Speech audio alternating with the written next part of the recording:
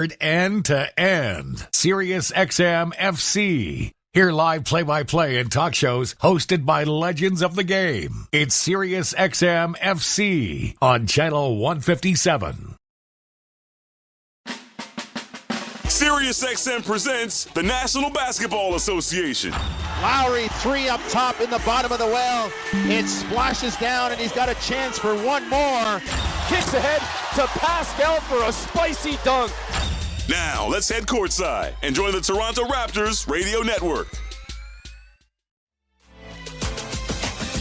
For us, I want to have pace during the full 48 minutes. Maybe it's just natural that at the end of the game, last 5-6 minutes of the game slows down. There is more execution. There is more allowed physicality on defensive end. Teams are much more alert, so it's not as easy to keep that same pace. We're trying to, but it's not easy always to have that tendency at the end of the game. So execution needs to be really high level.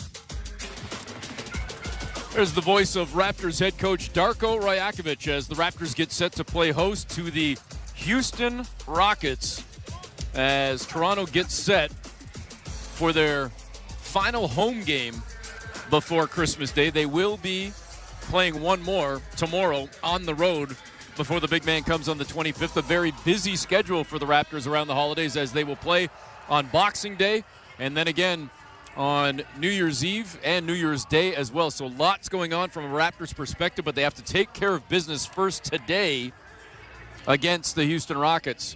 And again, Darko referencing the focus that he wants to see from his team, the late game execution, as the last time out the Raptors had yet another close game, another game decided by 2 possessions or less, as the Raptors are approaching near 10 games this season in terms of their win-loss record, coming in at 7-21.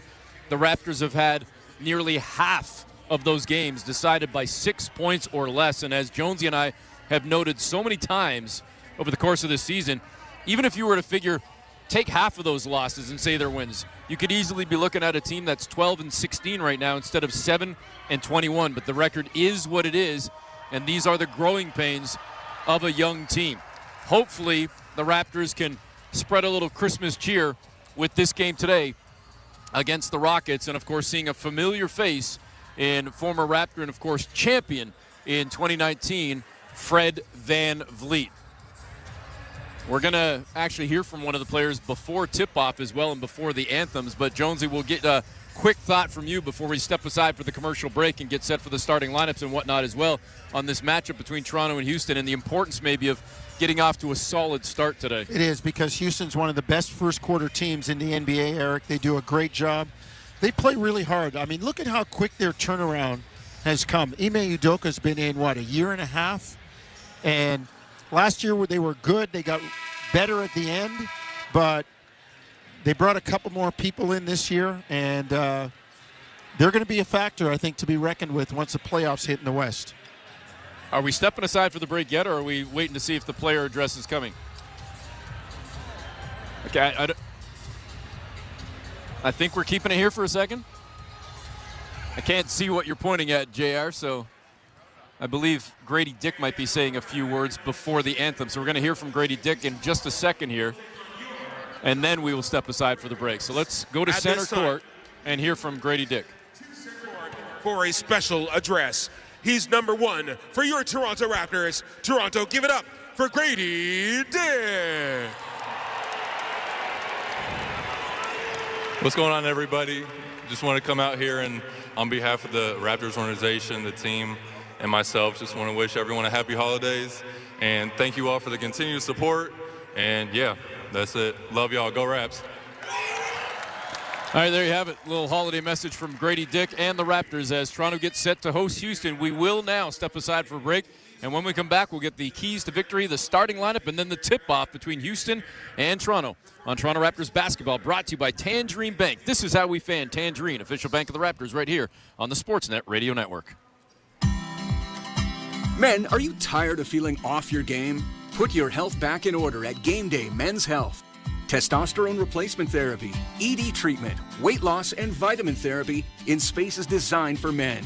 Privacy, comfort, flat screen TVs, and zero fluff. Visit GameDayOntario.com to lock in your free testosterone test and consultation.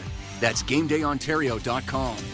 Start living your best with Game Day Men's Health. The best Boxing Week sale ever is on now at 2001 Audio Video. All streaming audio, all home audio, and all 4K smart TVs, including a 2-year warranty, are all on sale at the guaranteed lowest Boxing Week prices anywhere. Many items in store below cost and amazing door crashers. 2001, your home entertainment experts. 2001 Audio and Video. 2001. Jim, sweetie, it's me, Dawn, on the radio. Please don't get me earrings again this year. I have a jewelry box full of them. I love them, but all I really want is a gift certificate to Thermea Spa Village. And who knows? If you get a gift certificate for 2, I might even make you my +1. Okay, love ya. This holiday season, give your loved ones what they really want. Give the gift of Thermea. Visit thermea.com/Whitby to purchase a gift certificate. Take good care. On January 8th, the heroes of Chicago Med, Fire, and PD are back. Chicago Wednesday.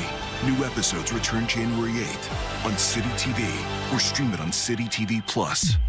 Law and Order Thursday on City TV. I'm not asking you to trust the system. I'm asking you to trust me. I have an obligation to make this city safe. New episodes return January 16th on City TV or stream it on City TV Plus. We have a plan that's connecting Ontario. We're building new roads and highways like the Bradford Bypass and Highway 413 to shorten your daily commute by up to an hour. And adding more lanes to reduce gridlock on some of North America's busiest routes to keep you and our economy moving forward. Also, you can get around faster, safer, easier. See what we're building in your community at ontario.ca/builds. Paid for by the Government of Ontario. Whether it's towing your big toys or hauling gear for the job site, the Toyota Tundra handles it all without breaking a sweat. By the end, you'll be standing there wishing you could high-five that truck. That's what we call being Tundra-struck. It's time to be impressed. It's time to Toyota. Lease a 2025 Tundra 4x4 Crewmax SR from $141 weekly for 28 months at 4.99% with $5,800 down. Visit shoptoyota.ca or your local Ontario Toyota dealer today. This is Toronto Raptors basketball on Sportsnet 590, The Fan. Back at Scotiabank Arena, Eric Smith, Paul Jones with you as we are counting down to tip-off between the Rockets and Raptors. We're going to get Jonesy's keys to victory in just a couple of moments' time. But first, let's get the starting 5 for the visiting Houston Rockets. A 6'11" center forward, number 10, Jabari Smith Jr. From Mississauga, Ontario, a 6'7" forward, number 9, Dylan Brooks. From Turkey, a 6'11" center, number 28, Alperen Şengün. From Fresno, California, a 6'6" guard, number 4, is Jalen Green. And from Wichita State, a 6-foot guard, number 5, Fred VanVleet. Ladies and gentlemen, the head coach of the Houston Rockets is Ime Udoka. All right, there you have it, starting 5 for the Houston Rockets, and a pretty decent ovation for Freddie VanVleet there right at the end of the Rockets starting 5 as we turn it over now to Paul Jones for the keys to victory, brought to you by your Ontario Honda dealers. Up your game. Lease the CR-V from 2.99% up to 28 months. Visit HondaOntario.com. Jonesy? All right, first off, we're going to start with the elephant that's always in the room and the turnovers. Raptors really need to do a good job of looking after the basketball. You know, in the last loss, they had 12 turnovers. Problem was, against Brooklyn, they had 5 of the 12 in the fourth quarter. Just untimely, and you got to look after the ball. You talked about the start, Eric. Got to get off to a good start. Houston, top 5 in the NBA. As a matter of fact, when you look at it, they are 4th in first quarter point differential. So they get out in front of you and make it tough to run them down. And then for the Raptors, again, with Poeltl unable to go, you're going to need to shore up your rebounding. I'll be watching the rebounding battle. And you know what they say, no rebounds, no wins, no rings. So let's see if the Raptors can do a job on the glass. Again, the keys to victory brought to you by your Ontario Honda dealers. Let's turn it over to center court now and get the Raptors starting five.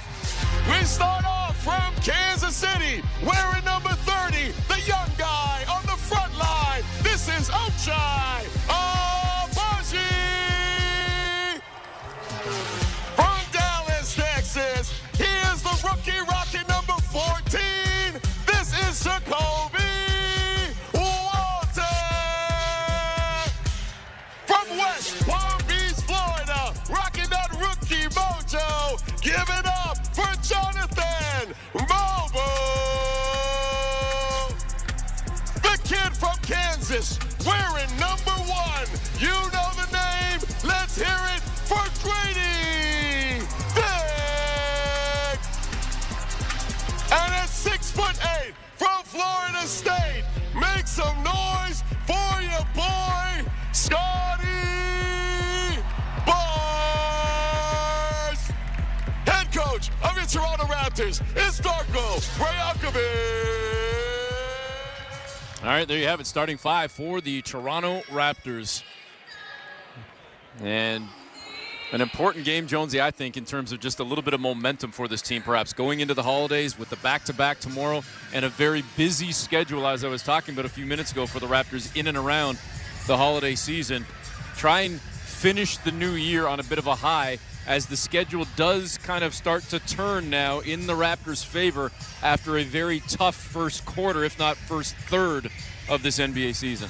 Yeah. The season flies along, doesn't it? It does. It's crazy that we're a third of the way through and All-Star voting has started. And the Raptors have been in a whole lot of close games. When you look at, games decided by 2 possessions or less, 7 points or less. The Raptors just got to find a way to start learning how to close some of those out. Raptors taking to the floor in their third jersey, the black uniform, trimmed with the red and white. Houston in their white uniform, trimmed with red. Fred VanVleet, the former Raptor, out there on the floor, wearing the number 5 that he's been sporting since going to Houston. And I don't know if it's a sellout crowd, but it looks pretty darn close. If it isn't, you usually can look up at the corners to give you a pretty good indication, and it is jammed up there in the 300 level. And selfishly, Jonesy, I'm going to keep folks updated on the Buffalo Bills score throughout the second half of the Bills game and the first half of ours, as James Cooks just scored his second touchdown of the game to tie the game at 14 against the Patriots. That game in Buffalo. We always love giving the NFL scores, and to make sure that my guy here doesn't get too sad, I won't even mention what happened to the Brownies. 24-6, and not only was it a loss to the dreaded cross-state rivals, the Bungles. Or I guess they're the Bengals when they win. Yeah, and Cincy still keeps their playoff hopes alive. Grady Dick driving into the paint. Fouled, no call, goes to the floor. And Houston comes up with a loose ball after the Raptors won the tip. It looked like Grady got hammered by at least 2 different bodies, but no whistle. And Houston comes the other way, and the triple is good. Jabari Smith is a guy that, Junior is a guy that he's a pretty good spot-up shooter. That was a practice shot for him. Walter to Mobo in the paint, stops below the far elbow, then goes back to Walter on the perimeter, and he matches with a triple of his own to tie the game at 3s.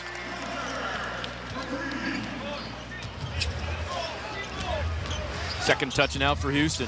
Dylan Brooks has it. Over to Şengün.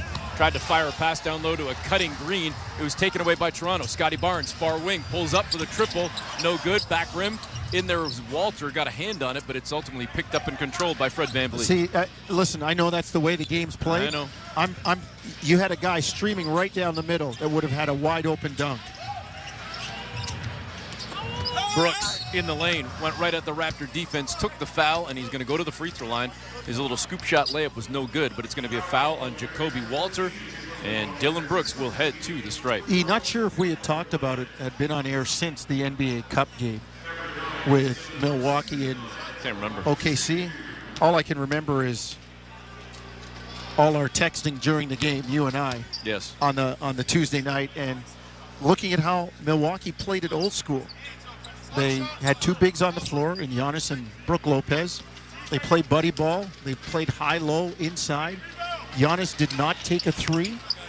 And when they double-teamed, they kicked it out to capable three-point shooters and Damian Lillard, Gary Trent Jr., A.J. Green. And the old-school style won.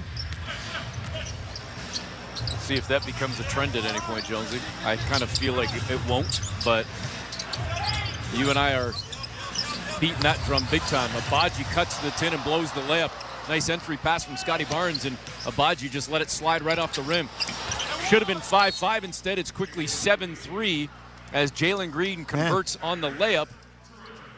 And Darko Rajakovic quickly calls timeout. Jalen Green went skating down the lane there like nothing. And maybe that's what prompted the quick timeout from Darko. 7-3, Houston leads less than 2 minutes into the ball game. 10:18 to play.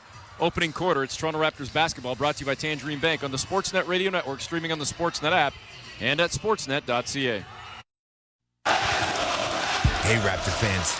What would you rather have? More money or more vacation? Whichever you pick, it's a win-win. Just like hitting the 50-50 jackpot. When you buy tickets to the MLSE Foundation Lottery, you support kids and youth in communities across Ontario. Last season, over $1 million in jackpot prizes were won. That means more money and more vacation. Talk about a true win-win? Visit 5050raps.com for your tickets today. Alpine News Network is here live with one of our superheroes. People sometimes ask, sure, you can consolidate people's debts using telekinesis, but what else can you do? As if changing lives isn't enough. Well, I can also use my power to make it rain hot dogs. It's still not as cool as consolidating debts into one easy payment, though. Own your home? Need a loan? Alpine Credits can help.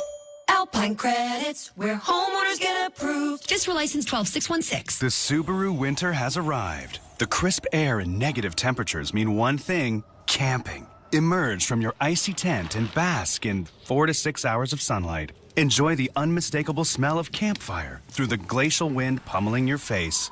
Relax by the water, taking in the soothing sounds of thick ice cracking and popping. Get out there in winter like it's summer with standard symmetrical full-time all-wheel drive and advanced safety systems. Your holiday bonus awaits. Visit your local Subaru dealer for details. This is Toronto Raptors basketball on Sportsnet 590, The Fan. Back at Scotiabank Arena, Eric Smith, Paul Jones with you. 10:18 to go, opening quarter. Raptors trailing 7-3.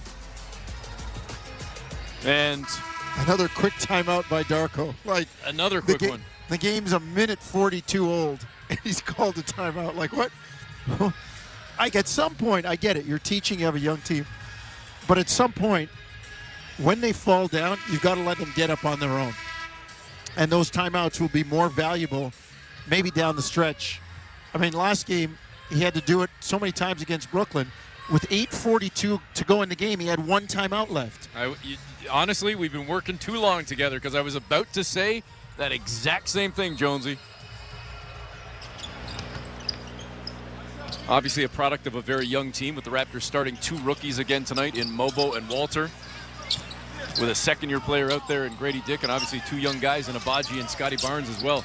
Dylan Brooks all over Barnes right now as Scotty gets across center, hands off to Mobo, up top to Abaji. Far side now, Walter steps into a three, missed it back rim. Nice job, though, by Abaji to keep alive, tipped it, got it to a cutting Walter. Looked like he was hammered at the rim. No call, and Darko is out at center court screaming at the officials. Josh Tiven clapping his hands over his head like a pair of cymbals, saying, nope, it was clean. Fresh 14 for the Raptors as the inbound. Now Walter cuts to the 10, and finally the whistle is blown. Well, and Walter's going to go to the line, and now there's a little bit of a little chit-chat going on right now. Referee Myers. Jason Goebel, right? Referee Myers and Matt Myers, excuse me. And Darko. Josh Tiven now doing a good job coming over, talking to Darko, saying, you know, it looked like, and Darko's saying, well, it wasn't vertical. He bent, he piked at the waist. But can I go back to Myers for a second? And this is what I don't like. And I don't mean to pick on the guy, but a young official talking to Darko and saying, like, you can't come over center court. Listen, we see coaches step over center court. We see them step onto the court. We see them out damn near center court sometimes. So the selective enforcement of the rules kills me. that certain officials like to apply. It always has. Although Josh Tiven, I give him credit, he came over and spoke with Darko. 100%. Entry pass to Şengün. He's fouled on the floor, so the bucket will not count. It's going to be a foul on Mobo, sideline out of bounds on the near side as the Raptors trail 7-5. The Big Turk, one of the great floppers in our game. He is. JR keeps laughing every time I say this. Look, he just tried to post up on Mobo and put his right arm around Mobo's left. Van Vliet triple near wing, high looping triple, no good. And now they're calling a foul against the Raptors. On a box out by Jacoby Walter. Which goes to what I sent you. Oh, I saw it. Jonesy and I always sending these little things back and forth, whether it be messages for one another or on Instagram sending things. Andrew Bogut on a recent podcast was pointing out that the high right now for box outs per game in the NBA is 8.9. And less than 5 years ago, the low in the league was over 25 per game. Does that make any sense? Yeah, nobody boxes out anymore. Everybody just thinks they can go and get it. And then when you do it, the referees don't see it enough, and they call it a foul. Jonesy, to go from 25 to less than 9, triple is good. That's a 3 for Jacoby Walter, and the Raptors take an 8-7 lead. Yeah, it's the way the game's changed. Big time. Far sideline, Dylan Brooks trying to answer back on a 3-ball, can't do it. Ball ricochets into the near corner, out of bounds. And there was Şengün trying to sell another call down low. But nobody was around him, and he threw his arms up like somebody said stick up. Hold up. Scotty Barnes on the logo at center goes over on the far side to Mobo, back to Scotty. Give me your wallet. 8:45 to go in the opening quarter. Barnes back to Walter, down low in the paint. Met by Dylan Brooks, but got his own miss back. Fires out to Grady Dick, comes down Main Street, turns around, fires back out to Walter. Another good look at a 3, busted. The Rook is looking solid right now. Another 3-ball for Jacoby. Well, a guy who was drafted as a shooter had been having a difficult time. It's nice to see him knock a couple down. 11-7 Raptors leading. And guess what? Jacoby Walter has all 11. Green for Houston at the far elbow. Little stop and go. Now turns, fires on the spin, the fade. Rim glassing in. A pretty bucket there for Jalen Green. Jacoby Walter had only been shooting 22% from 3 before knocking these two down earlier today. How about another one? Yes, sir! Jacoby Walter with 14 to match his jersey number, and the Raptors lead 14-9. Turn on the water. Van Vliet crosses up Walter, got into lane, hands it off to Alperen Şengün, who got blocked by Mobo, but got his ball back and put it back in the tin for 2. Fan behind us said, get it to Walter, he's a shooter. Good scouting report. Just in case you haven't been paying attention, right? By the way, field goal for the Bills. They're up 17-14 now, third quarter action against the Patriots as the Toronto Raptors lead 14-11 over Houston. 7:33 to go. Entry pass to Abaji, down low, goes up and under, left to right, missed the shot, and Houston comes away with the rebound.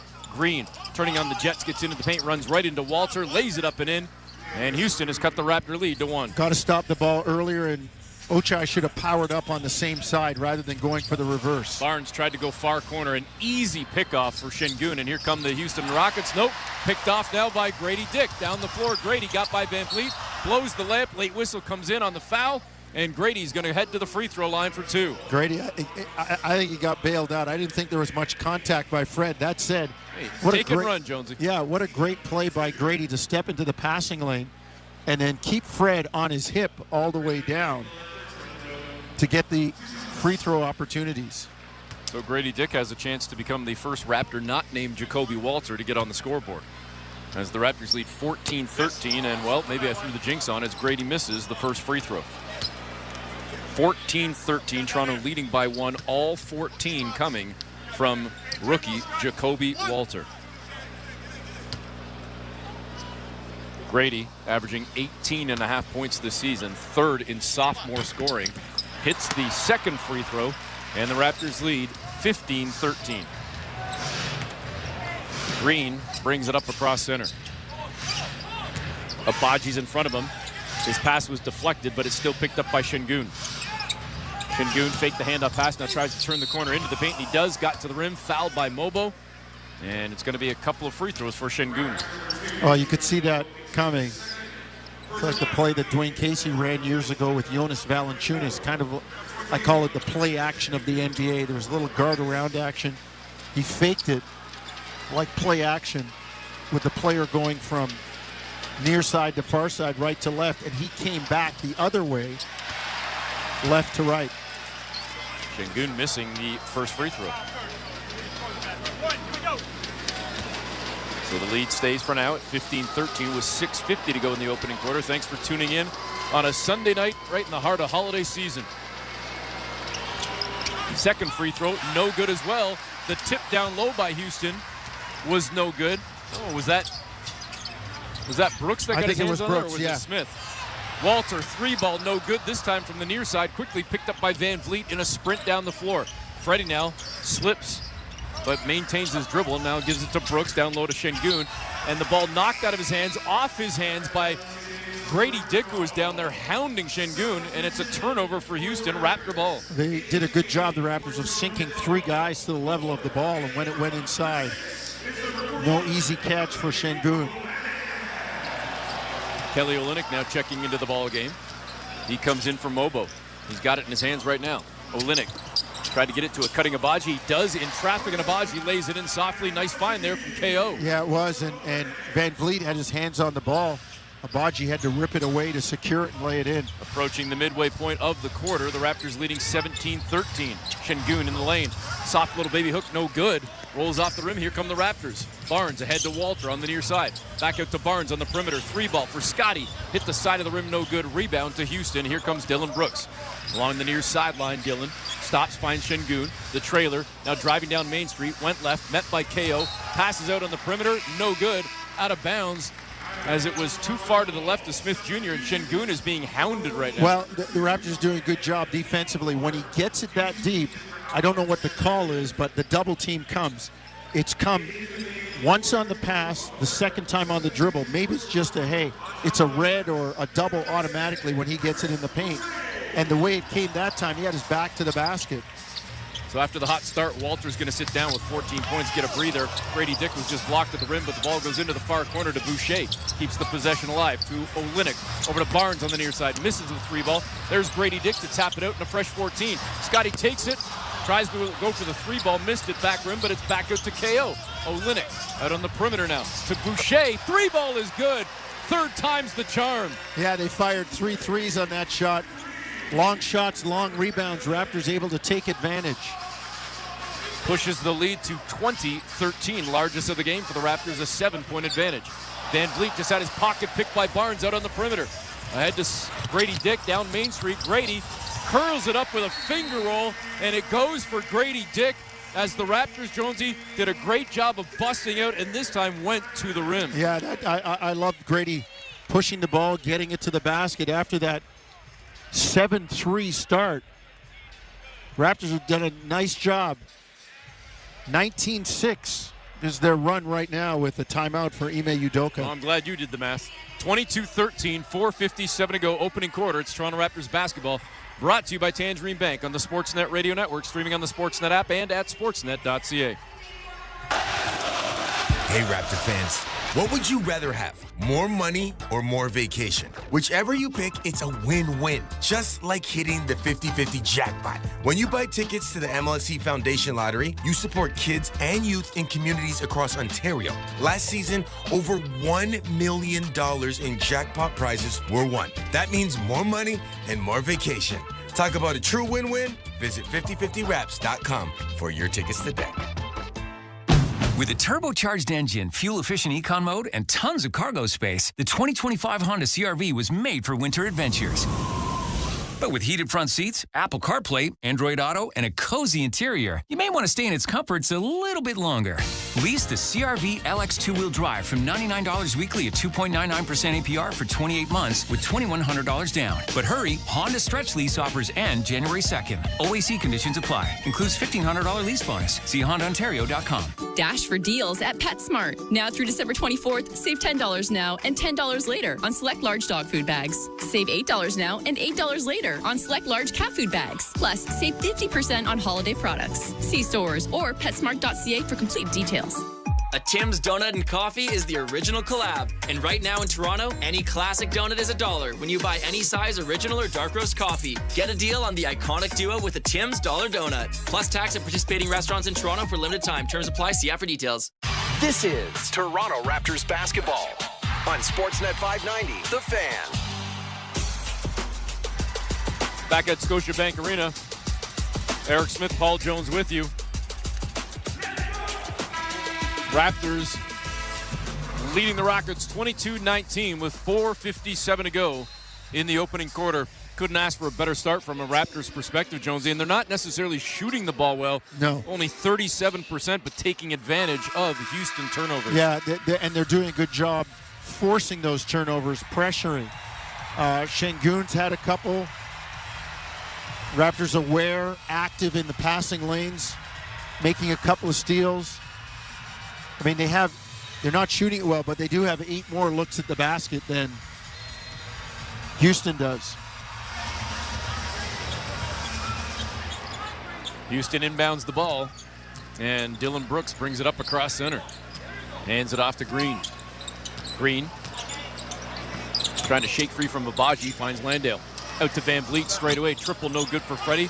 Rebound in traffic there by the Raptors, and they will come away with the ball as Olynyk gets it ahead to Grady Dick. Dylan Brooks on Grady's left hip. Now Grady on a switch, gets into the lane, spinning, scooping, and finishing. What a pretty move by Grady Dick. Really nice move. Really nice use of the dribble by Grady. Some of the times he gets into issues trying to do it off the bounce, but that time really nice. Triple far corner from Jalen Green is good. It chops the Raptor lead from 11 down to 8 with 4:02 to go here in the opening quarter. Shed over to Grady on the near side. Grady with the up fake, then got his pocket picked by Dylan Brooks. Dives to the floor trying to save it, and it goes off Grady out of bounds on the near side. It's a turnover by Toronto. Dylan, one of those guys, is a defender. You can't show him the ball at all. That's a tough matchup for Grady Dick. And Grady's guarding him on the other end as well. Now Green gets into the lane, and they're going to call the double dribble. Wow. Go buy a lottery ticket. Check to see if the comet's coming by, or maybe there's a sleigh on top of Scotiabank Arena. Came early. Raptors leading 24-16 as Shed brings it across center. Van Vliet's there. They give it to Grady Dick, over to Olynyk, far side to Boucher. Got to the baseline, driving, and then in traffic finds Abaji. Great pass from Boucher and a quick trigger from Ochai. Well, the drive, though, they're guarding Chris for the 3. He beats the closeout. Help comes, and a great find. Brooks. Offensive foul, spinning away from Grady, and he got that arm out, Jonesy, extended and caught Grady. I don't know if it was on the chest or on the chin, but either way. Well, I think it was right on the back of the head, back of the head. Kind of scooped around him and caught him on the side of the head and the face. And the official was right there. That's something Dylan doesn't need to do. Like, I know he's got this reputation and this attitude now, but he doesn't need to do that. I don't think he was doing that purposely. I think he spun and the arm just got away from his body. Jamison Battle just got another deuce for the Raptors down low. The entry pass in the paint. The Raptors have been a menace thus far with 10 of their 28. Triple, no good for Green, but a putback jam is good. That's Thompson, man. He can fly. Listen, both of them. Yep, you're right. Osser and Amon, both the Thompson boys can play. Raptors quickly back the other way, though. Again, in the heart of the lane, there's Ochai finishing with the layup, and it puts the Raptors up 30-18. Doing a really good job, as you said, Eric, in the paint, but not just throwing it into the post, running actions to get it there. Dylan Brooks was looking for Landale there, and it was picked off by the Raptors. Another Houston turnover and another conversion. Guess what? In the paint, at the rim, it was Boucher to Ochai, and the Raptors are laying it on thick right now. Well, how about Chris Boucher with a couple of assists and really of the, I don't know if I'd say spectacular, but certainly academic variety. I mean, driving to the baseline, the spacing, hitting They always tell the big man, when the guard drives baseline, get to that dotted line. When the guard drives to the dotted line, be in a dunker spot. Well, Boucher got into the dotted line on that drive, and Abaji came from far side to near side on the dunker spot, right to left. And on the previous one, Chris drives baseline, and Abaji presents himself at the dotted line. So, Chris is a guy that's not shy.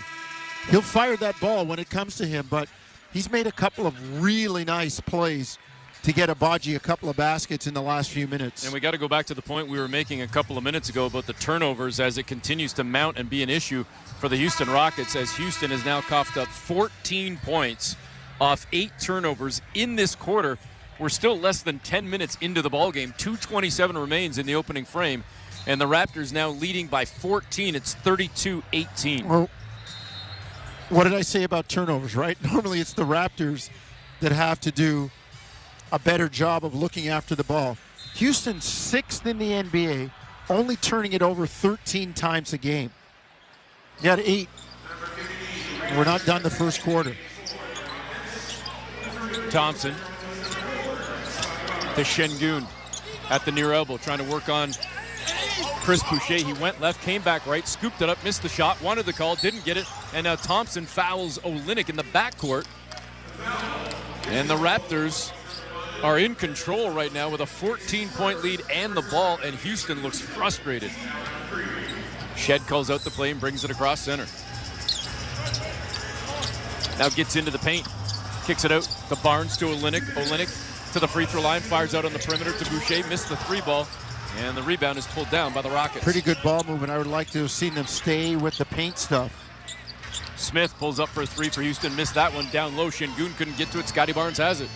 Barnes across center, across that Raptor logo. Scotty, 3-ball straight away, no good. Didn't love that shot. I didn't either, especially up 14 and you just got to stop.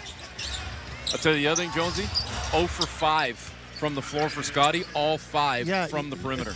Get off it. Trigger happy. Get off it. Get the ball inside. See it go in. Houston just saw it go in. And instead of being 16 or 18 after a couple of threes, it's 12. And another 3-ball attempt for the Raptors, no good. That one from Boucher, and the Raptors leading by 12, scramble back on D. It's 32-20. Whitmore has it.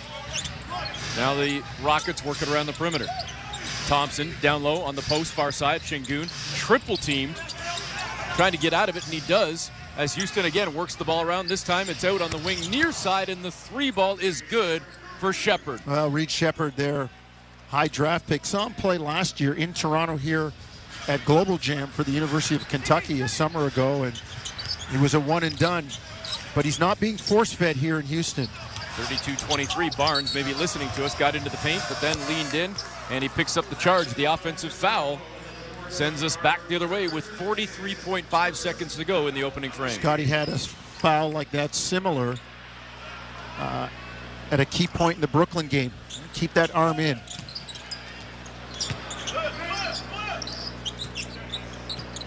.35 seconds left in this opening quarter now. Whitmore went left, came back right, got into the paint, then tried to pass out, and it was picked off by the Raptors. Another Houston turnover, their 9th. And now the Raptors trying to milk this clock down with about a 4.5-second differential shot clock, game clock. They will have to give it up, but it's Jamal Shed out on the far side, comes around on the Olynyk screen, gets to the far elbow, now passes off to Kelly. 3-ball, far wing is good for the Canadian, Kelly Olynyk. Well, great job by Shed. The pick and pop as he collapsed the defense after the screen before pitching it back. And then quickly down Main Street with 2.5 seconds remaining. The Raptors pick up a foul on Thompson, and Thompson will go to the free throw line. He did a nice job of getting into the paint. 35-23, Raptors leading by 12. Their largest lead was 14. Thompson's got a chance to get it down to 11 or 10 right here. Hits the first free throw. He's got 5 off the bench in 5 minutes of action. See what happens here on the second free throw with, again, 2.5 seconds remaining in this opening quarter. Second free throw rolls off the rim. Şengün had a hand on it. It's picked up by Olynyk, and they will just dribble out the final couple of seconds and head into the break at the end of the quarter with an 11-point lead. Pretty good lead. Shooting the ball a little bit better, really doing a nice job taking advantage of turnovers, especially the live ball variety by Houston. Leads 11. Could have easily been 15, 16, 17 with a little bit different shot selection. 35-24.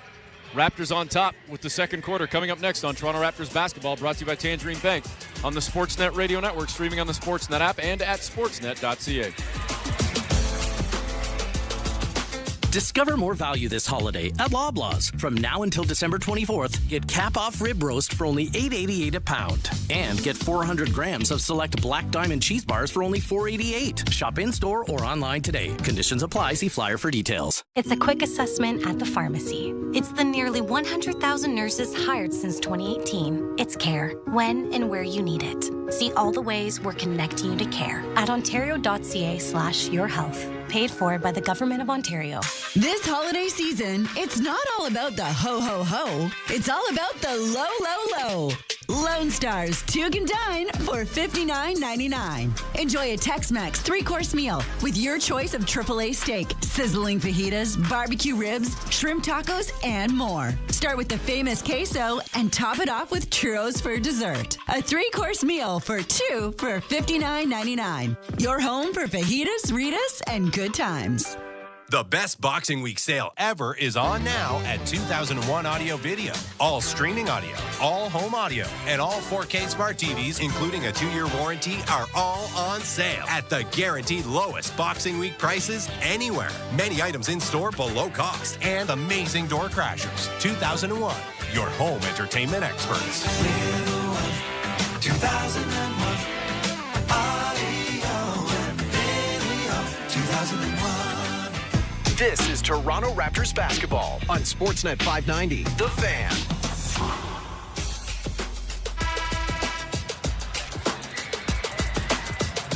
Welcome back. Eric Smith, Paul Jones with you, getting set to start the second quarter.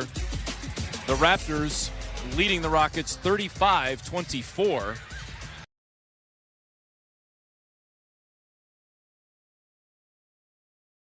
Who had the first 14 points of the game for Toronto.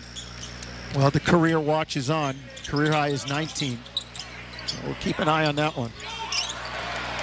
And how about the defense from Shed, taking it away from the Houston Rockets and then going down the floor to finish with the layup. Another Houston turnover. 10 turnovers leading to 19 points off turnovers, and we're 30 seconds into the second quarter. Well, Shed is a ball-hawking guard, and Reed Shepherd should know that. Whitmore with the 3-ball for Houston. No good. Rolls off the rim. Raptors with the rebound. Here comes Shed. Lobs it down low on the block far side. It's Boucher. Turns, passes out on the perimeter to Barnes in the near corner. To battle for 3. Missed that one. And Houston controls the rebound. Good Here swing. comes Thompson. Really good swing. Now, I'll take that shot by Jamison Battle. Whitmore thought about the 3-ball. Now he passes it to Thompson. Back to a cutting Whitmore in the lane. Throws it up. Missed the shot. Rebound in traffic from the smaller Shed. And wow, what a quick whistle on a jump ball. Shed got his hands on it. Ripped it away. I'm with Josh you. Tibbin already called. I'm with you. Let him jump. play. Let him play. Let him play a little bit. That was a real quick whistle. Very quick. Very quick. But, I mean, officials will tell you they consider player safety and not wanting anything to get out of control. Raptors win it, come down the floor, and Shed tried lobbing it up, but it looked like Chris Boucher was hit midair and fouled. No call. Back the other way. Scotty Barnes at the rim denies Whitmore, and here come the Raptors with the ball. A flurry of activity. Boucher, cross-court, far wing, battle, busted. Another Toronto triple, their 7th of the game, and the Raptors lead by 16. Battle doing a nice job running the floor. I thought Shed could have been a little bit more selfish on the previous 2-on-1. Şengün to Thompson. Back to Şengün over his head. It goes out onto the perimeter, but Houston secures the ball. Shot clock down to 5 as Şengün's got it. Far corner inside the arc. Trying to spin to the baseline. Pass to Olynyk. Got to the rim. Met by 2 defenders, and a late whistle comes in. They're calling a foul against the Raptors, and I believe it's going to go on Kelly Olynyk. Şengün goes to the basket. When it doesn't go in, he automatically goes into touchdown mode, putting his arms over his head, looking for a call.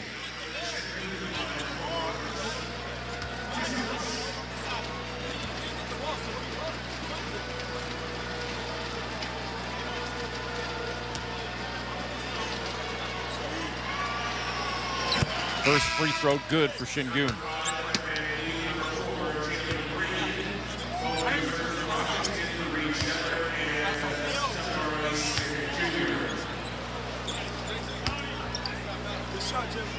One minute.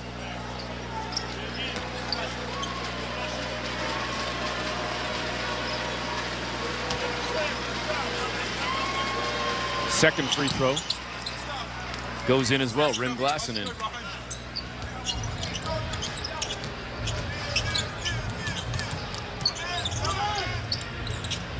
Olynyk, cross court, right to left over to Barnes on the perimeter. Raptors leading 40-26 in the corner to Battle.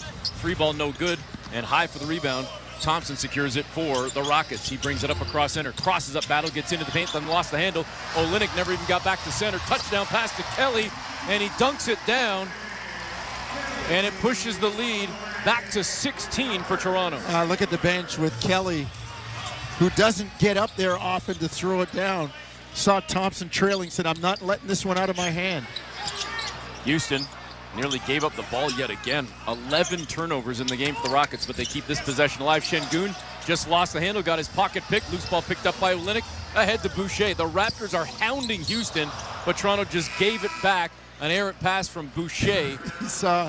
He saw referee Jason Goebel as the slot official running down the sideline, and I guess mistook him for Scotty Barnes and threw it out of bounds.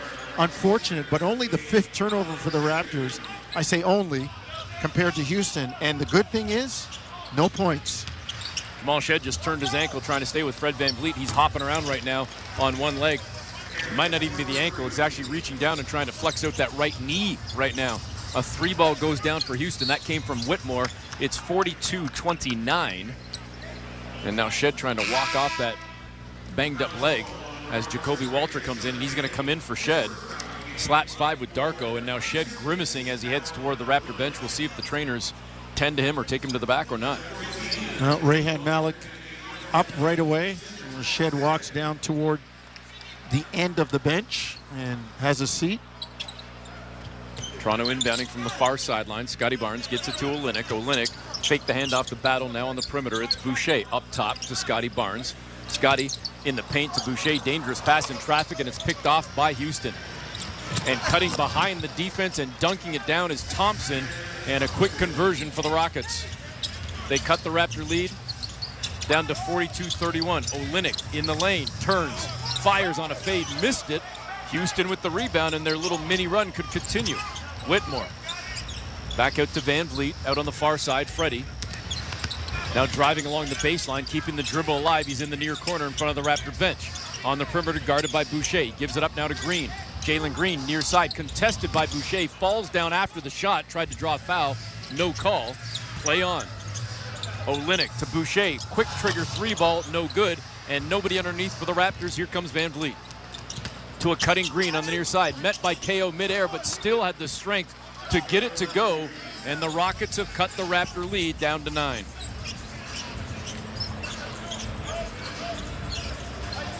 Barnes towards center court, right near that logo. Another dangerous pass in traffic in the lane to Walter, and Walter was fouled. VanVleet was... which bailed out Toronto. Yeah, VanVleet was trying to read the mail, but the pass had enough on it that he was a little bit late.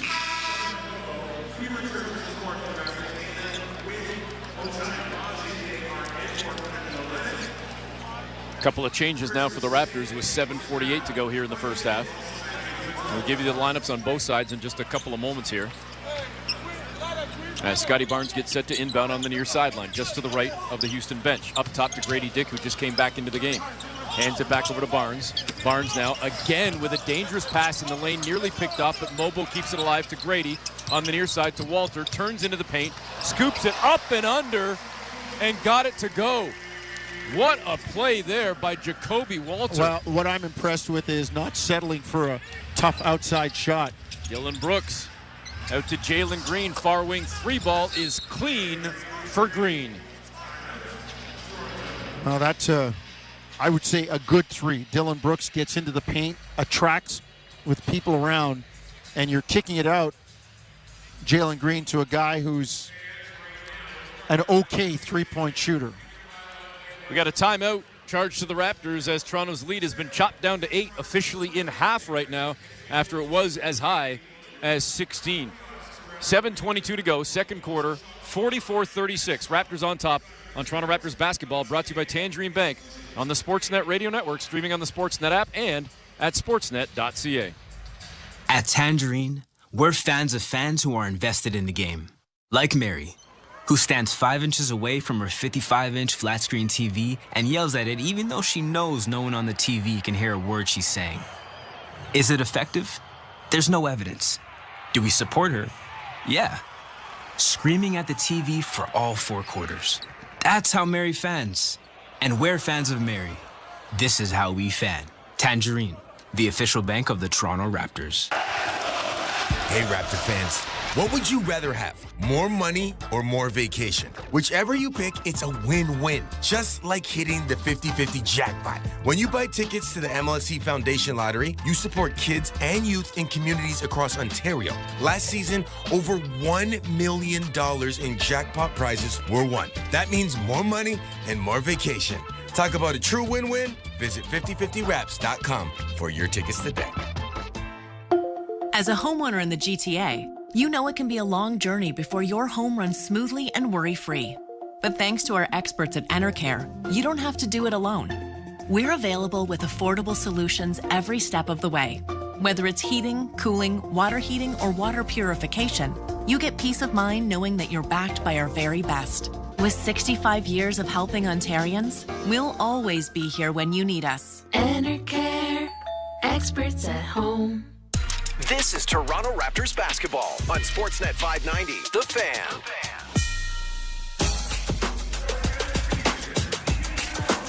Welcome back. Eric Smith, Paul Jones with you. Steady, Freddie, Fred VanVleet.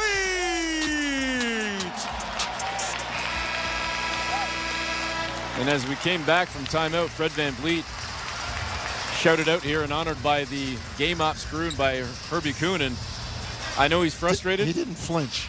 I know he's annoyed that he's losing right now, but he didn't flinch. He didn't wave to the crowd. He didn't acknowledge in any way. I'm a little bit surprised, to be honest with you, but that's fine. He's locked in on the game. That's Fred. Yep, that's Fred. Well, probably also locked in on the fact that his team's down 8 and he's scoreless right now, 0-2.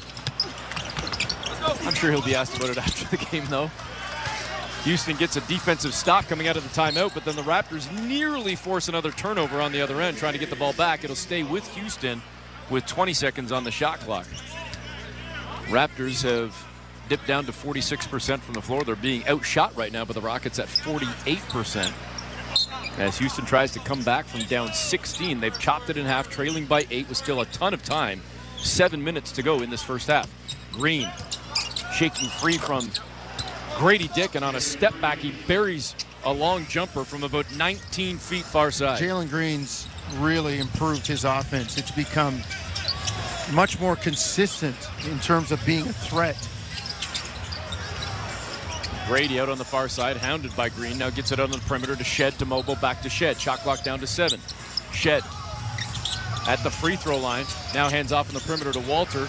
A little stutter, a little sidestep, missed the triple, down low. It's all Houston, but it's going to be a loose ball foul on Toronto, and we're going the other way either way with the Rockets securing the ball. Yeah, it looked like it was on Grady. Jacoby Walters' prowess from the three-point line had guys running at him, actually shook him free for a really good look that he couldn't finish off. 6:28 to go as Houston has cut this thing down to 6. Green now picked up by Grady on a switch. Double teamed, finds Brooks. Brooks fakes the pass, sets the feet, buries the 3, and Houston has cut it to 3. Got to stay on your feet. You go for any kind of shot fake and you're out of position, guys are too good with escape dribbles. Shed to Walter, back to Walter, back to a cutting Shed, and the little man gets it done, cutting to the rim. Great job. Great cut by Jamal Shed. Your defender turns his head. That's when you go. Green, bounce pass, right to left, over to Brooks on the wing near side. Had a great look at a three, missed it, but down low, cleaned up by Thompson. He missed it right under the rim. Good contest there by Mobo, and Shed comes away with the ball through the fray, off the hands of Mobo, into the corner to Grady. Along the baseline, jackknife pass out to an open Ochai. Far wing triple is good. How about Abaji, the way he's shooting the three this season, Eric? 45%. And taking good ones, too, not forcing them. 49-41. Raptors have pushed the lead back up to 8. It was as low as 3 moments ago. Brooks driving, leans in on Grady. Offensive foul. Ooh. Looked like Grady was real deep. Darko. Get that ball and inbound it quickly before Houston has a chance to maybe do the green light special. Darko, like me, on the referees about the official. He thought, we couldn't see the feet, but he thought Brooks traveled out top. And Grady standing in, taking charges. I would bet, I'm going to have to look this up, I would bet he leads the Raptors in taking charges this year. Let's put JR on that. Shed back on the right block, leans in, kisses it off glass on the leaner. I love it. Now, Jamal Shed's a 4-year player from Houston. Don't tell me he hasn't been in a couple of these pickup games at the rec league, at the rec center with some of the pros. Down low, cutting to the tin and fouled down at the rim was Tate, and he will go to the free throw line.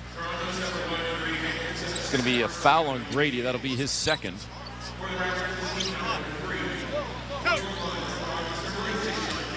Jayshawn Tate will head to the free throw line for the first time tonight. And the lefty release is good on the first one. Cuts the Raptor lead to 9. It was as high as 16. Houston cut it to 3. And now the Raptors have built it back up to 10. It now sits at 9 after that free throw. 51-42, make it, nope, it's going to stay at that 51-42. But then Tate, after his missed free throw, ball bounces around and ends up back in his hands, and he lays it up and in. Tough break for Toronto right there as Houston comes away with a 3-point possession. Abaji to Mobo. Mobo has it above the near elbow. Spinning, getting to the 10 and dunking it down. What a quick spin and first step from Mobo, plus the foul. A 3-point opportunity coming for Mobo. This kid's defense has him on the floor, but once he picks up his offense and kind of refines his offensive system, his offensive package, catch and shoot, being able to take 1 or 2 dribbles and free himself up to create a shot, he's a guy that's going to be really tough because he's long, athletic, and versatile. Free throw is good as well. So the Raptors have pushed the lead back into double figures at 54-44 with 4:19 to go in the first half. And there's the defense from Mobo. And now they're going to call a foul coming over the back of Smith.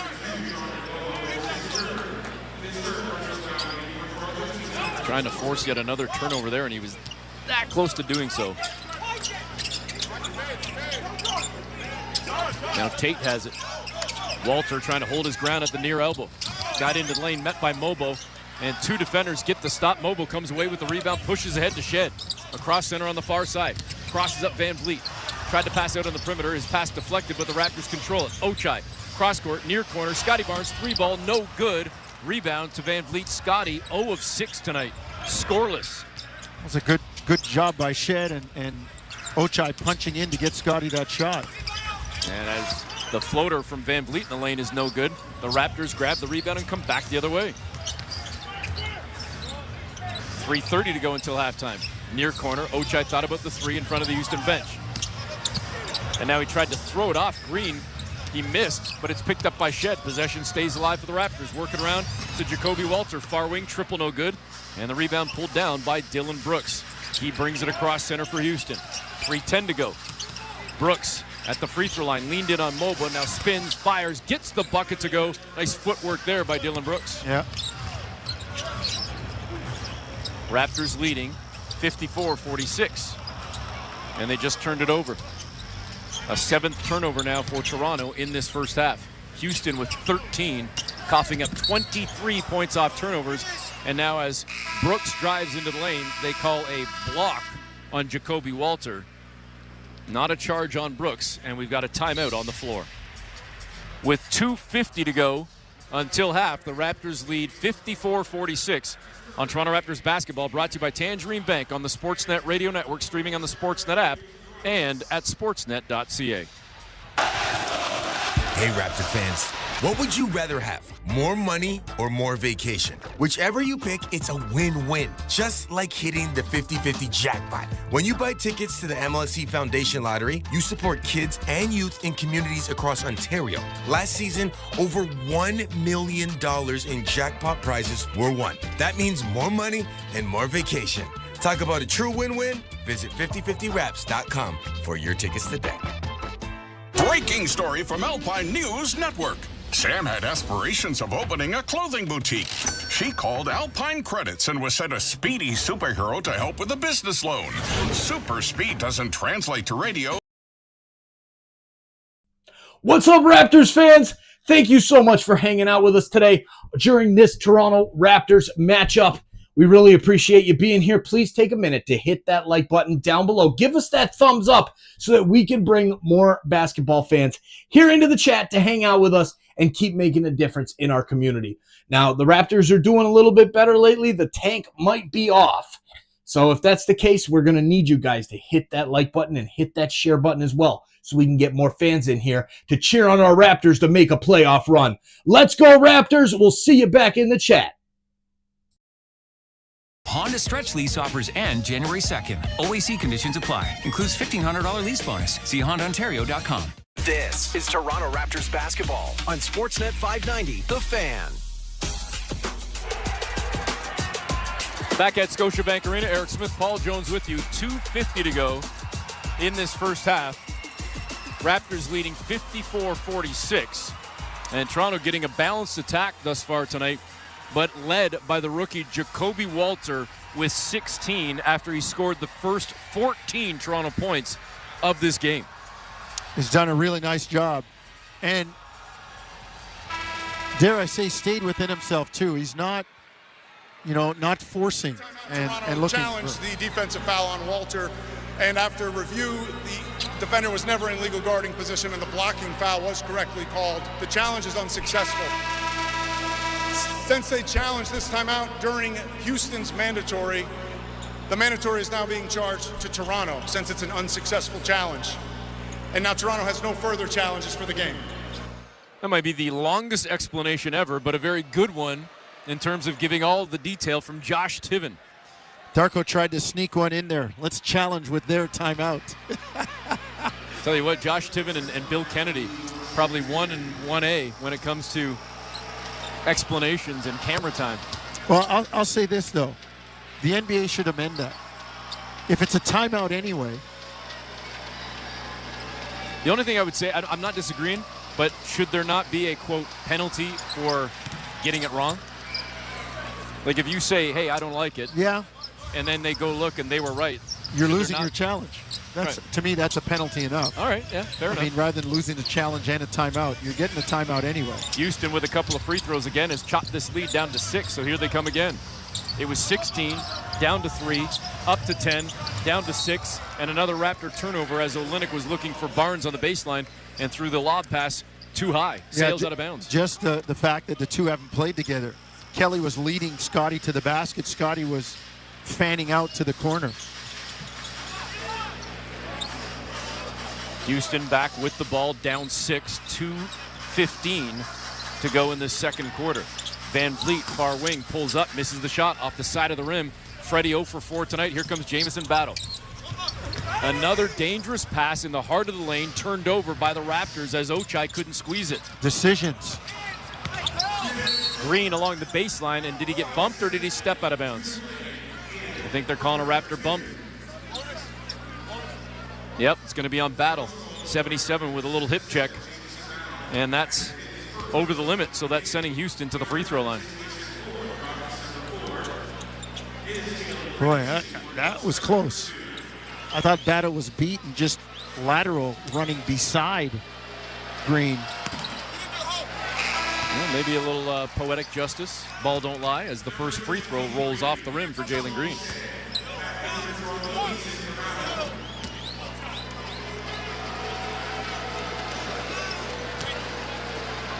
Second free throw, up and clean. 54-49, 5-point lead for the Raptors as we tick under 2 minutes to go here in this second quarter.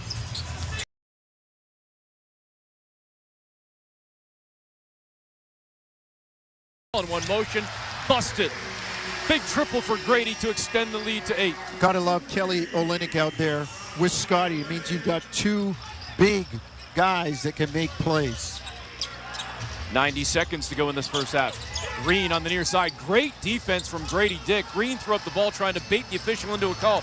Grady now lobs it up on the other end to Ochai, who got denied at the rim on a block on that alley-oop attempt. And Ochai comes down shaking that right hand. Looked like he was grabbing at one of his fingers maybe, Jonesy. Raptors nearly force another turnover, and they do. As down low driving on the far side, Smith was unable to keep control, and then it went off his fingertips onto the baseline, and Toronto gets Houston to commit a 15th turnover in this first half. Barnes on the logo at center, ticking towards the final minute of the first half. Scotty on the near side. Little handoff pass to KO. Back to Scotty in the heart of the lane. Fakes the pass, looks at Şengün, turns, fires a pass back out to Olynyk. Shot clock down to 2. Kelly spinning, scooping, off the rim, no good. Wanted a call, didn't get it. All kinds of bumping going on there. Van Vliet weaving through traffic the other way. Got toward the rim, kissed it off glass, missed the shot. He got contacted, and now the ball deflects into the front row right in front of us. And it goes off this woman's hand right in front of us, and now she's shaking her hand. So now her and Ochai checking the digits. Well, all I can say is 2 hands. Use 2 hands, and there's probably a little bit more force involved in the block with Ochai. Yeah. We got to get JR out from under the table now. He was trying to get out of the way on that one. JR had 2 hands ready to catch and fire that, even though he should have been swinging it. Sure about that, Jonesy. 3 ball, no good for Green. Raptors grab the rebound, and the other way comes Scotty Barnes. Cross-court pass, right to left to Shed. 3 ball, decent look, no good. High for the rebound, Grady Dick. It sailed over his head, and it's controlled by Van Vliet. Houston will bring it across center and hold for just about the last shot with about a 2-second differential shot clock, game clock. Van Vliet milking it down at center. Freddie has Jamal Shed in front of him. Van Vliet scoreless in this first half. Driving on the far side, whips a pass back out on the perimeter to Smith, who is bumped by Barnes on the floor, not on the shot. It's going to be 2 shots for Jabari Smith Jr. Like that was, I don't know. Maybe I'm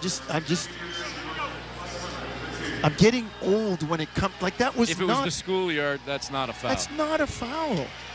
And between the lines, it's a questionable call. Well, it's only questionable because Jabari Smith threw his head back.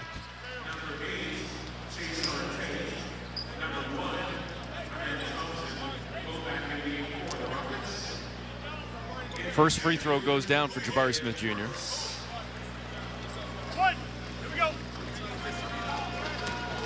3.8 seconds to go in the first half, awaiting the second free throw for Smith.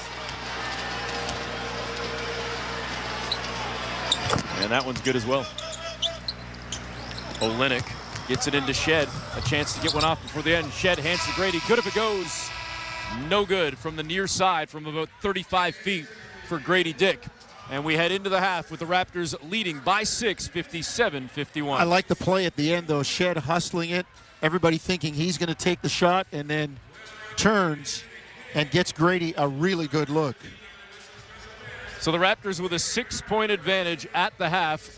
When we come back, Daniele Franceschi will have our halftime show, and then Jonesy and I return for the second half with Toronto again leading 57-51. It's Toronto Raptors basketball, brought to you by Tangerine Bank on the Sportsnet Radio Network, streaming on the Sportsnet app and at sportsnet.ca. Hey, Raptor fans. What would you rather have? More money or more vacation? Whichever you pick, it's a win-win. Just like hitting the 50-50 jackpot. When you buy tickets to the MLSE Foundation Lottery, you support kids and youth in communities across Ontario. Last season, over $1 million in jackpot prizes were won. That means more money and more vacation. Talk about a true win-win? Visit 5050wraps.com for your tickets today. Ah, at last, the Subaru winter is here. It's the perfect weather for the beach. Feel the sun's rays on the small amount of skin peeking out of your ski mask. Put on your beach puffer and hear the sound of the waves crashing over the chatter of your teeth. Get out there in winter like it's summer with standard symmetrical full-time all-wheel drive and advanced safety systems. Your holiday bonus awaits. Visit your local Subaru dealer for details. Ho, ho, holy moly. Santa, welcome to Indigo. Heather, Indigo's chief book lover, just who I was looking for. What would you suggest for the hardest book lovers to buy for on my list? Santa, I have just the thing. Indigo's beautiful edition of 101 quotes that will change the way you think. A book to treasure. Well, I'm ho-ho happy I ran into you. Who's next on your list, Santa? At Indigo, we've got gifts so special, even Santa shops here. Say hola, son, and hola savings with an exclusive redtag.ca offer. Book your next hola sun vacation to Cuba through redtag.ca and get an instant discount on your booking. See how much you can save and discover Cuba beyond its beautiful beaches. Don't wait. The Cuban sun is shining, and so are the savings. Visit redtag.ca or call 1-866-5REDTAG today to get your promo code savings. Certain conditions apply. Redtag.ca. This is Toronto Raptors basketball on Sportsnet 590, The Fan. Why do I love getting my last-minute gifts at Shoppers Drug Mart? Well, lots of stores, many open late, great selection of gifts, and let's not forget the PC Optimum points. I get gifts for them and points for me, and so can you. Go to Shoppers. Exclusions apply.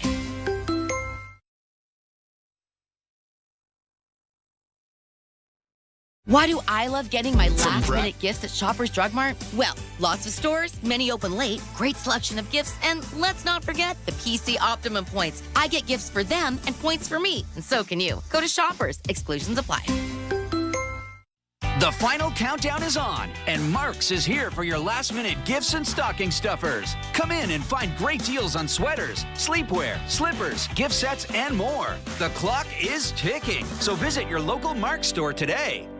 The best Boxing Week sale ever is on now at 2001 Audio Video. All streaming audio, all home audio, and all 4K smart TVs, including a 2-year warranty, are all on sale at the guaranteed lowest Boxing Week prices anywhere. Many items in store below cost and amazing door crashers. 2001, your home entertainment experts.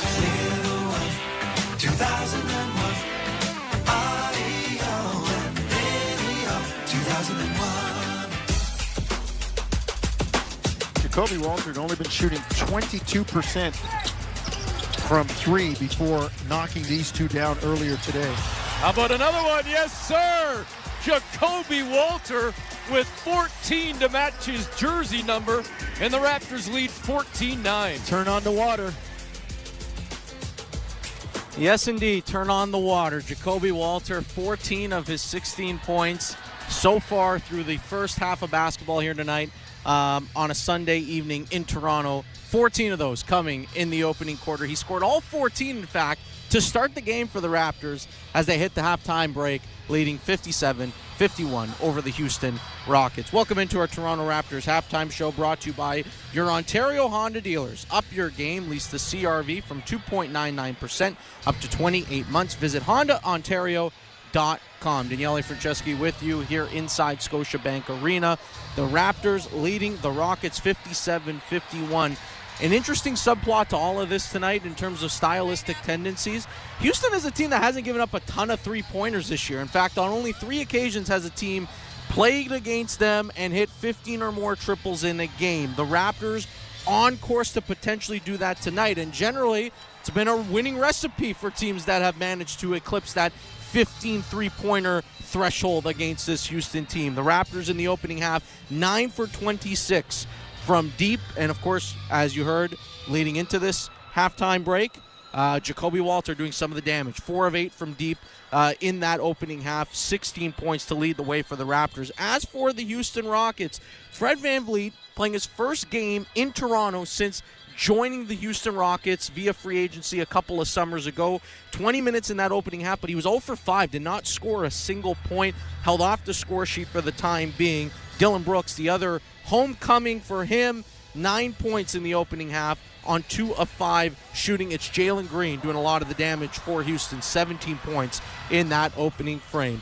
We're going to take a quick break. When we come back, we're going to make sure we check our out-of-town scoreboard and also look ahead to second half action as the Raptors hold a 6-point advantage over the Houston Rockets. You're listening to Toronto Raptors basketball, brought to you by Tangerine Bank on the Sportsnet Radio Network, streaming on the Sportsnet app and sportsnet.ca. The holidays just got brighter with an exclusive redtag.ca offer. Treat yourself to a tropical getaway with WestJet Vacations, one of Canada's favorite tour operators, and redtag.ca will gift you a $100 gift card of your choice. It's the perfect time to unwrap an incredible deal to paradise. Visit redtag.ca or call 1-866-5REDTAG for your exclusive promo code savings. Certain conditions apply. redtag.ca. Celebrating 20 years. Picture this, a snowy morning, and you're staring at where your driveway used to be. Your neighbor's Toyota RAV4 with all-wheel drive cruises by unfazed, making winter look easy. You're thinking, that should be me. Yes, it should. It's time to upgrade your winter. It's time to Toyota. Lease a 2025 RAV4 LE all-wheel drive from $98 weekly for 40 months at 5.99% with $2,500 down. Visit shoptoyota.ca or your local Ontario Toyota dealer today. We have a plan that's connecting Ontario. We're leading the largest transit expansion in North America. New projects like the Ontario Line subway and Hazel McCallion Light Rail will relieve overcrowding, with the Scarborough and Yonge North subways connecting more communities, and expanding Go Transit with more trips, faster train service, and two-way all-day service. All so you can get around faster, safer, easier. See what we're building in your community at ontario.ca/builds. Paid for by the Government of Ontario. This is Toronto Raptors basketball on Sportsnet 590. The Fan. Welcome back inside Scotiabank Arena here in downtown Toronto. The Raptors leading the Houston Rockets 57-51. You're listening to our Toronto Raptors halftime show. Daniele Franceschi with you. Eric Smith, Paul Jones. They will have second half coverage in just a few moments' time. But before that, why don't we take a quick peek at our out-of-town scoreboard. 2 other games on the go right now in the NBA. One in New Orleans that just tipped off. It's the Nuggets and the Pelicans. That one still early on in the first quarter. And then just into the third quarter in Sacramento, a afternoon affair out on the West Coast. The Pacers leading the Sacramento Kings in a tight ball game between a pair of inter-conference squads, as the Pacers holding a slim lead over Sacramento. In this one, again, the Raptors up by 6 at recess as they look to avenge a 6-game losing streak. It's been a tough couple of weeks for the Raptors. They haven't won since December 3rd. Here on their home floor against the Indiana Pacers, hoping to snap that streak tonight. No R.J. Barrett for the Raptors, so a lot of the heavy lifting being left to some of the other youngsters, and Scotty Barnes in particular, who's looking to have a more productive second half. So held scoreless on 0 of 6 shooting, and one thing clearly, I think in particular you'd love to see from Scotty Barnes is just to be a little bit more aggressive, not settle for those perimeter jumpers. I feel like at times he gets a little bit too happy with trying to hunt three-pointers. Just take what the defense is giving you, attack the rim, apply pressure inside the painted area, and generate those paint touches. Scotty Barnes scoreless in that opening half. Some solid contributions off the bench for the Raptors, and in particular, transition game. Huge factor in that opening half, helping the Raptors to establish a 6-point advantage here at the break. They had 8 points off of offensive rebounds, 7 fast break points, and did terrific work capitalizing on turnovers. 14 turnovers committed by the Houston Rockets, resulting in 23 points for the Raptors, and that is a big reason why they're sitting here leading by 6 at recess. Yet again, Ochai Agbaji just steady as can be. He was excellent on both ends of the floor. Grady Dick also making an impact, and once again, Yes, this is the same starting five that was technically the youngest in franchise history on Thursday. This is now the second youngest. You want to know why? Because it's the same guys, but they're 3 days older. That's pretty much it. 3 days older. It's the same unit. Very young team, of course, with no Quickly, no Barrett. Davion Mitchell is available, by the way, tonight, but we haven't seen him. And, of course, he did not play on Thursday, so curious to know what's going on there in particular in terms of his availability and his workload. But the Raptors making do up until this point, and certainly competitive. Jacoby Walter, a huge bright spot as well for this team with 16 points in that opening half. For Houston, certainly expect to see more from Fred VanVleet in this second half. Alpern Şengün as well. He's really the engine that drives that team, and he was limited to just 4 points and 6 rebounds in 14 minutes. You would expect he will be a focal point and get more opportunity to put his imprint on this game as the second half unfolds. Eric Smith, Paul Jones, they're going to have second half coverage in just a few moments' time from here at Scotiabank Arena. I'll be back after the ball game with our post-game coverage right here across the Sportsnet Radio Network. Enjoy the second half. You're listening to Toronto Raptors basketball, brought to you by Tangerine Bank on the Sportsnet Radio Network, streaming on the Sportsnet app and sportsnet.ca. If it's a flat or a squeal, a wobble or peel, your tread's worn down or you need a new wheel, wherever you go, you can get a pro at Tread Experts. The new Michelin Defender 2 tire is designed to outlast. With a quiet and comfortable ride, you'll have the confidence you need on the roads, whether they're wet or dry. Find a Michelin Tread Experts dealer near you at treadexperts.ca/locations. From tires to auto repair, we're always there, treadexperts.ca. Whether it's towing your big toys or hauling gear for the job site, the Toyota Tundra handles it all without breaking a sweat. By the end, you'll be standing there, wishing you could high-five that truck. That's what we call being Tundra-struck. It's time to be impressed. It's time to Toyota. Lease a 2025 Tundra 4x4 Crewmax SR from $141 weekly for 28 months at 4.99% with $5,800 down. Visit shoptoyota.ca or your local Ontario Toyota dealer today. 'Twas the nights before Christmas and Santa was stirring. His elves were in agreement as they were conferring. For jolly St. Nick needed extra space, and Access Storage was the perfect hiding place. When you need space like Santa, head to Access Storage for safe and affordable storage solutions near you. You can create the space you need when you need it. Access Storage. Shop Canadian, store Canadian. Try 4 weeks free at over 100 locations in Ontario. Visit accessstorage.ca. Direct! Greg Carrasco here, the Greg Carrasco. Big news. I am now the managing partner at Direct Nissan in Mississauga. For 30 years, you've trusted me to steer you right. So if you're one of my customers or you just love a great deal, come on down. You will laugh, you'll cry, and you might even drive away with a deal that will blow your mind. Direct Nissan. New vibe, same Greg. There is something happening here at directnissan.ca. Direct! Ho, ho, holy moly. Santa, welcome to Indigo. Heather, Indigo's chief book lover. Just who I was looking for. For all my kids who love Dogman. Anything new this year? Indeed. You're going to need a whole sack just for Dogman 13, Big Jim Begins. Well, I'm happy I ran into you. Who's next on your list, Santa? At Indigo, we've got gifts so special, even Santa shops here. This is Toronto Raptors basketball on Sportsnet 590, The Fan.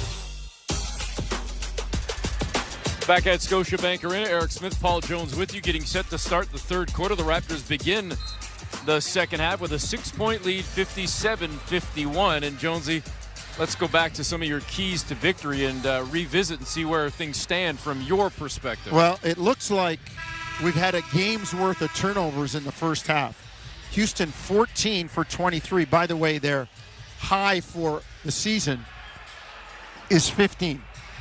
I think that's getting eclipsed tonight. Toronto did a good job in the first quarter in terms of not turning the ball over, but the second quarter, not so much. They've got 8. The rebounding, Houston's up 22-19, and Toronto won the first quarter, Eric, which I thought was a real key. Houston starts with the ball out on the wing far side. VanVleet goes cross court, right to left, over to Brooks. Lobs it down low to Şengün. Şengün leans it on Walter, then elevates and floats one in. Just his 6th points of the game. That's part of the story right now as well. Alperen Şengün with only 4 points in the first half, but now 6 as he gets the first bucket of the second half.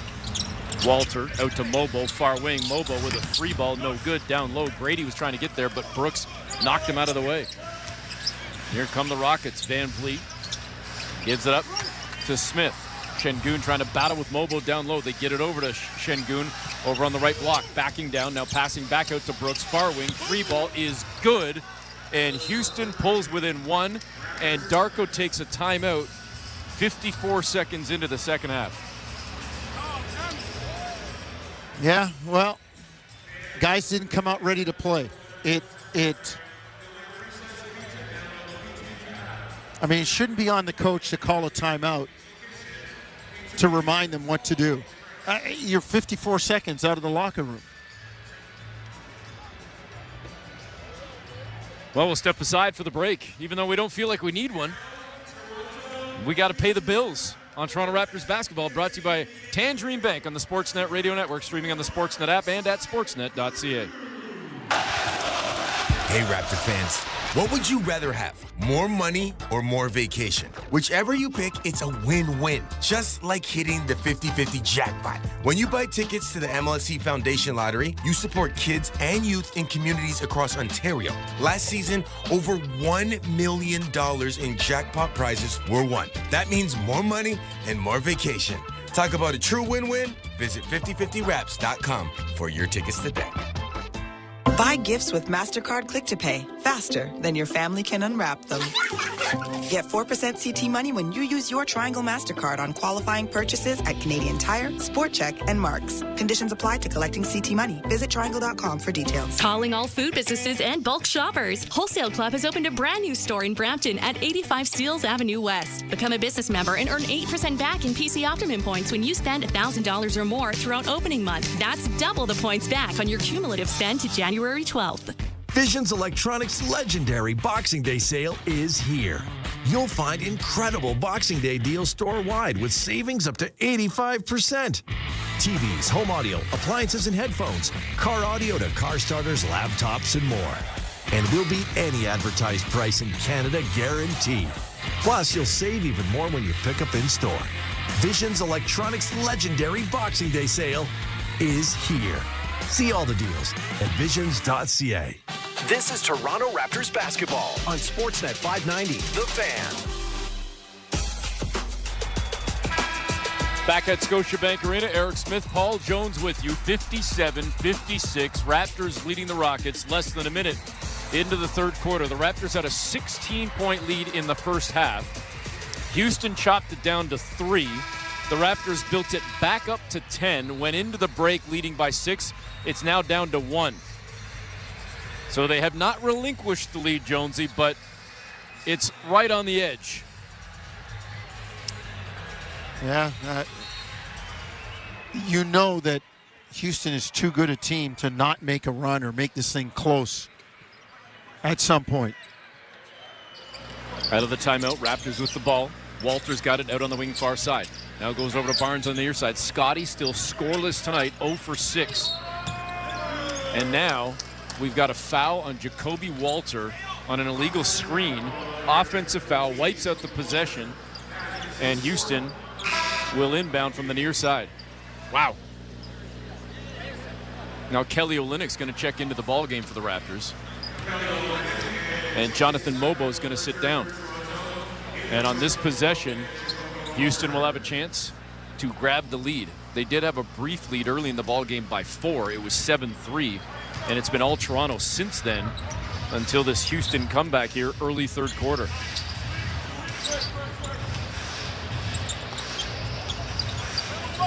And with 1:13 left, the New England Patriots, Jones, just scored a touchdown, now trailing the Bills by 3.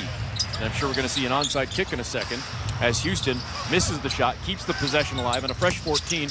Triple far wing, no good for Green, but another opportunity on yet another fresh 14. Van Vliet to Green, this time cutting into the paint. Tried to go for the over-the-shoulder layup, had his Shot knocked away, and the Raptors come down the floor 5-on-4. Greenstill's even got to center. Triple for Battle is good, and the Raptors extend the lead to 4. Great job, Kelly Olynyk with the block at one end and then the recognition to find Battle open with no defender. Şengün on the left block, now spinning to the baseline, leans in on Kelly Olynyk and gets the layup to go. Raptors up 60-58. It's a 2-point lead. Olynyk onto the wing, far side, hands off now to Ochai, above the arc. Ochai now comes the other way, goes behind the back with the pass to KO. Triple for Olynyk, no good. High for the rebound, it's Green. And Houston has a chance to tie or take the lead. Green sprinting down the floor, runs into Olynyk, and then out of nowhere comes Scotty Barnes with a huge block. They're going to score the goal. Scotty Barnes with a technical foul. He grabbed the mesh and then blocked the shot.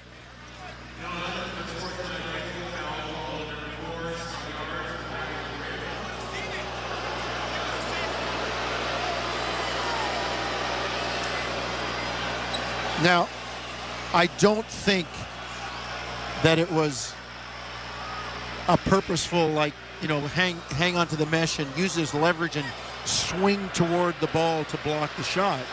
I think his hand just got caught in it by accident as he jumped. I saw it in real time when it happened, but there's a rule and an intent of a rule.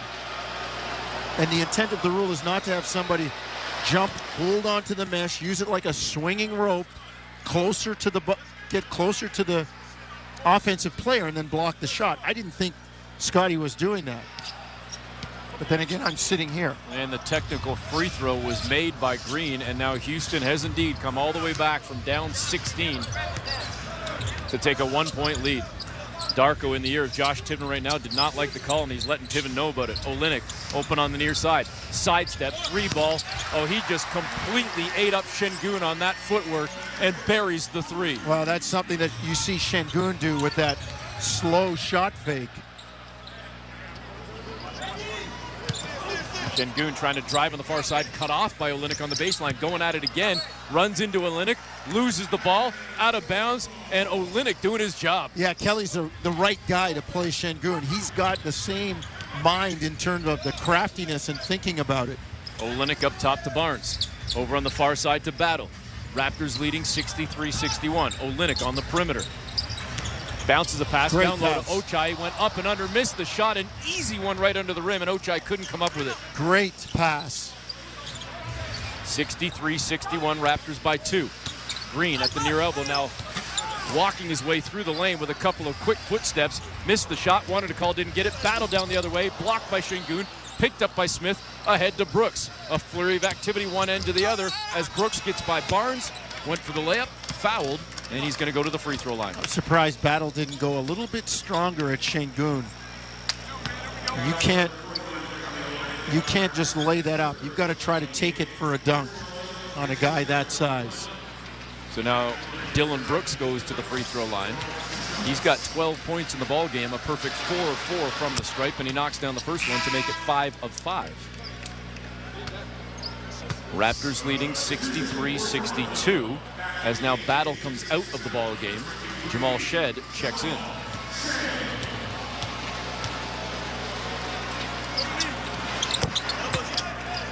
Second free throw good as well.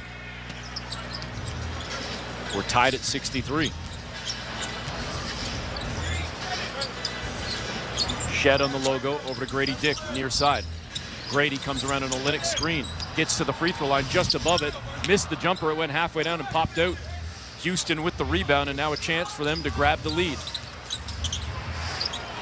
Pull-up jumper, no good from Smith Jr. Raptors with the rebound, here comes Olynyk, he'll keep it himself. Cross the logo at center, Dylan Brooks there. As now Olynyk goes over far side to Jamal Shed.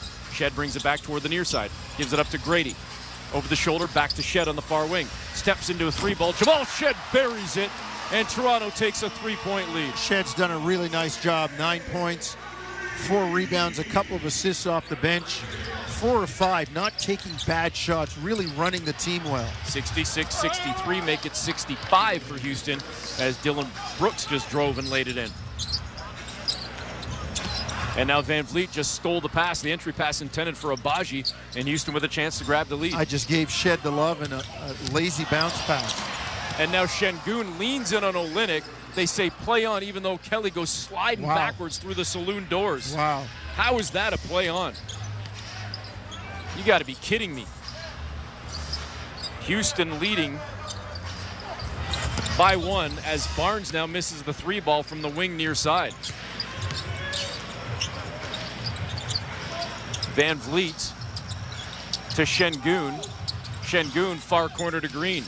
Green with a couple of jabs, keeps the dribble alive, goes out to Brooks. Shot clock down to 8. Brooks in the lane, dances past defenders, then went for the layup. He's bumped as he elevates, and he's going to go to the free throw line. Well, Grady tried to stand in. I think his heels, though, were in the circle. Too bad, because he was there. He needed to be just a little bit further out. So, Jonesy, you looked at it in one of the timeouts, right? You said Davion Mitchell is the one that leads the team. Did you get the actual numbers, though? I think they had 7. I was looking at a... But how close is Grady? 5 or 6 or no? I'd have to look it up again. I only went to... They had 20 rows. I only went down. I don't even think Grady's second. I think I saw somebody else in the second. Really? I thought, okay. Yeah, I'm surprised by that. Maybe it was Shed. I don't know. Houston knocks down the first free throw. Dylan Brooks giving the Rockets a 68-66 lead. A 2-point advantage for Houston. Second free throw good as well, so Brooks still perfect at the stripe tonight. 8 of 8, and now up to 18 points in the ball game.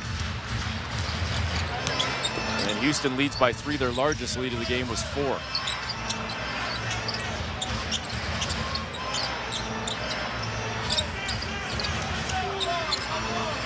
Barnes turns, fires on the fade, far corner, no good.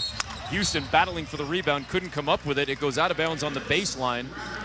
How about Kelly? Couldn't get his hands on it, just kind of volleyballed it against the rim and then tried to go back up. But by that time, Houston had converged and it went off a leg. It's smart play by Kelly. They always say if you can't get it, keep it alive. Raptors inbound from the baseline. Shed gets it into Olynyk inside the arc. Trying to go at his fellow Canadian Brooks. Now passes out far side on the wing to Grady. Spins in the lane, got his pocket picked. He was stripped away. Here comes Houston with the ball. Brooks. They work it around to Van Vliet. Freddie missing the triple. 0 for 6 tonight. Still scoreless is Van Vliet, as is Scotty Barnes. And now Olynyk just turned it over. He was looking for Shed, who had vacated his spot out on the far wing. Well, Shed was denied, went back door. Kelly thought he was going to take one more step towards the midcourt line. 5:45 to go. Pull-up jumper, far side, rolls around the rim, no good for Green, and the Raptors get on the glass. We've been stuck on this 3-point deficit for a couple of possessions now, 69-66. Houston leading. Barnes has Van Vliet. Time to go at him. Down on the block. Turns. Fires. Jumper. Finally goes down for Scotty. He's 1 for 9, but he's finally on the board, and the Raptors pull within 1. You can see the relief on his face as he felt like you did. Finally, one goes down. Tate in the lane, out on the perimeter. Finds Van Vliet toward that Raptor logo at center. Gives it back to Smith, who bounces away from traffic, finds Tate in the lane, back over to Smith. Far corner, he's blocked by Shed. What a job by Shed to get out there. Then it looked like he stripped it, but they're going to call a foul on a reach on Jamal Shed. Man, the young man plays so hard. Great job to recover and block that shot. That was on the floor, too. That wasn't a shot. That's not a shooting foul. That was on the floor. That's not a shooting foul. It was on the floor. That's not a shooting foul. That's not a shooting foul. That's a horrible call. That's dreadful. And that's the kind of thing that bothers me, where I think you're playing against a perception. I think you're playing against a perception. I don't know how 3 officials missed that. I mean, the ball was on his hip, Smith. and Shed reached in and knocked it away. If I'm not mistaken, But too, Eric, both of his feet were still on the floor, too. He wasn't even elevating for a shot. But you know, like I've told you about my two circles. Oh, yeah. This is one of those where it's a bad team, Toronto. The perception is they're a bad team. They don't deserve that call. And they're refereeing the score at times more than the actual game. Raptors again trailing by 3 as Walter comes along the baseline in the near corner to Grady.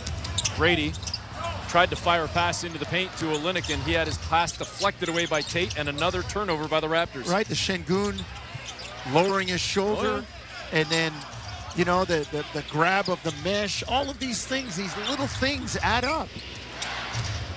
Tate sets the screen. It frees Green far side to drive. He missed the layup attempt, though, and Ochai grabs the rebound ahead to Shed far side. Shed on the wing, now gets to the elbow far side, finds Olynyk cross court. On the wing, it's Kelly Olynyk. Hands off to Jacoby Walter right in front of us, about 10 feet away. Walter now trying to drive to the baseline, and we've got a foul away from the ball. And it's going to go against Tate as he was battling with Kelly Olynyk. Well, he pushed him twice before Kelly finally decided to roll to the basket. I think if you're Toronto, you have to be even more determined in terms of taking the ball to the goal, in terms of trying to cash in on, you know, the referees making sure that you get what's deserved. Raptors down 71-68. Toronto's field goal percentage has plummeted down to 41.9. That said, Houston shooting 41.8. It's pretty much a dead heat. And we see it on the scoreboard in a 3-point game. Shed driving on the far side. Now kicks out on the perimeter to Chris Boucher. Hands off to Walter. Walter now trying to turn the corner into the paint. Kissed it off glass as he was going to the baseline and got it to go. Nice bucket there as Walter is now up to 18 points in the ballgame. Dylan Brooks straight away pulls up for a triple, missed it. Long rebound comes out to Shed. Raptors can grab the lead back right here, trailing by 1.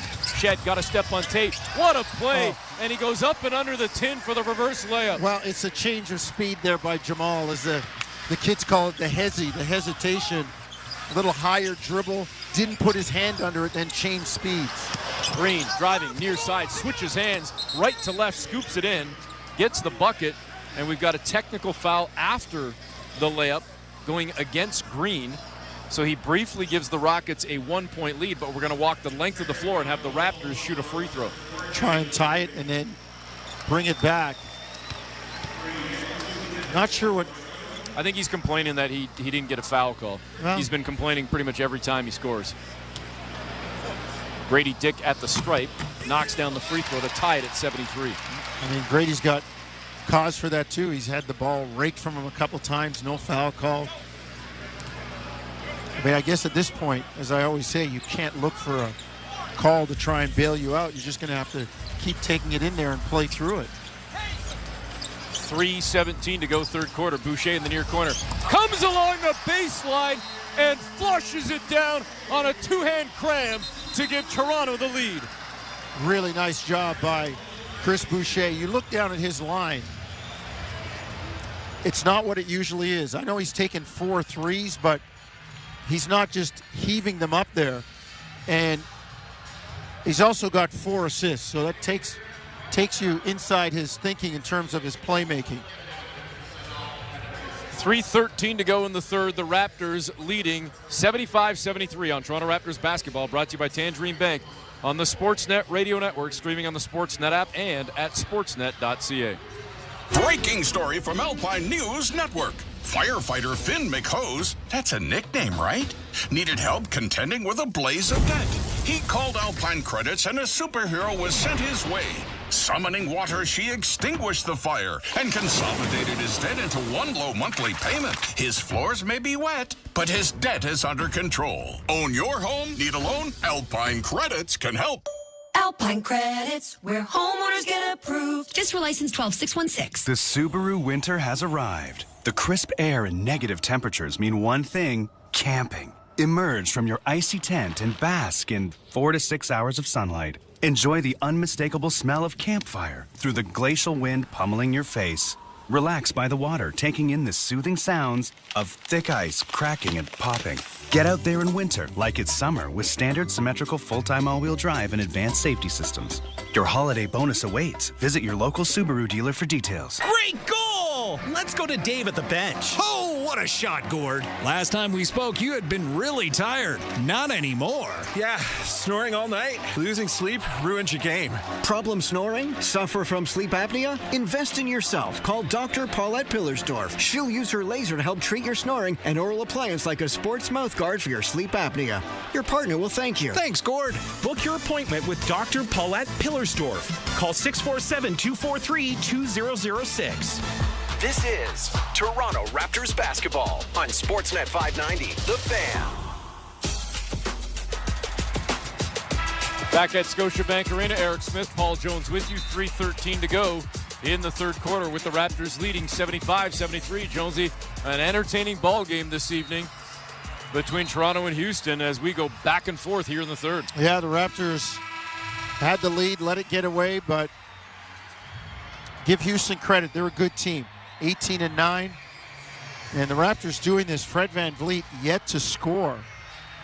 And then you would say for the Raptors on the other side, well, Scotty Barnes is 1 of 9 for 2 points. So let's call that a saw-off and see what the rest of the guys can do. VanVleet will bring it up across center for the Rockets on the near side. Hands it off to Green to Tate. Tate on the perimeter. Olynyk right in front of him. KO in a stance as Tate brings it toward the far side. Now tries to drive it. Olynyk again missed the shot. It's tipped up by Grady, but right into the hands of Tate, who gets it back and kisses it off glass. Squeeze that thing if you're Grady instead of tipping it out. Yeah, 2 hands, man. 2 hands always. Shed across center for the Raptors, wearing the bright yellow shoes with the Raptors in the red and black tonight. Olynyk into the paint, tried to go far corner to Grady Dick, and he telegraphed it, picked off by Dylan Brooks. VanVleet to Brooks. Brooks driving past Grady Dick to the tin, missed the shot, but fouled by Olynyk, and 2 free throws coming for Dylan Brooks. Brooks being aggressive, interesting. He's a good defender. I mean, on the last play, that was all him. Sinking to the level of the ball, being in the passing lane when Kelly tried to kick it out.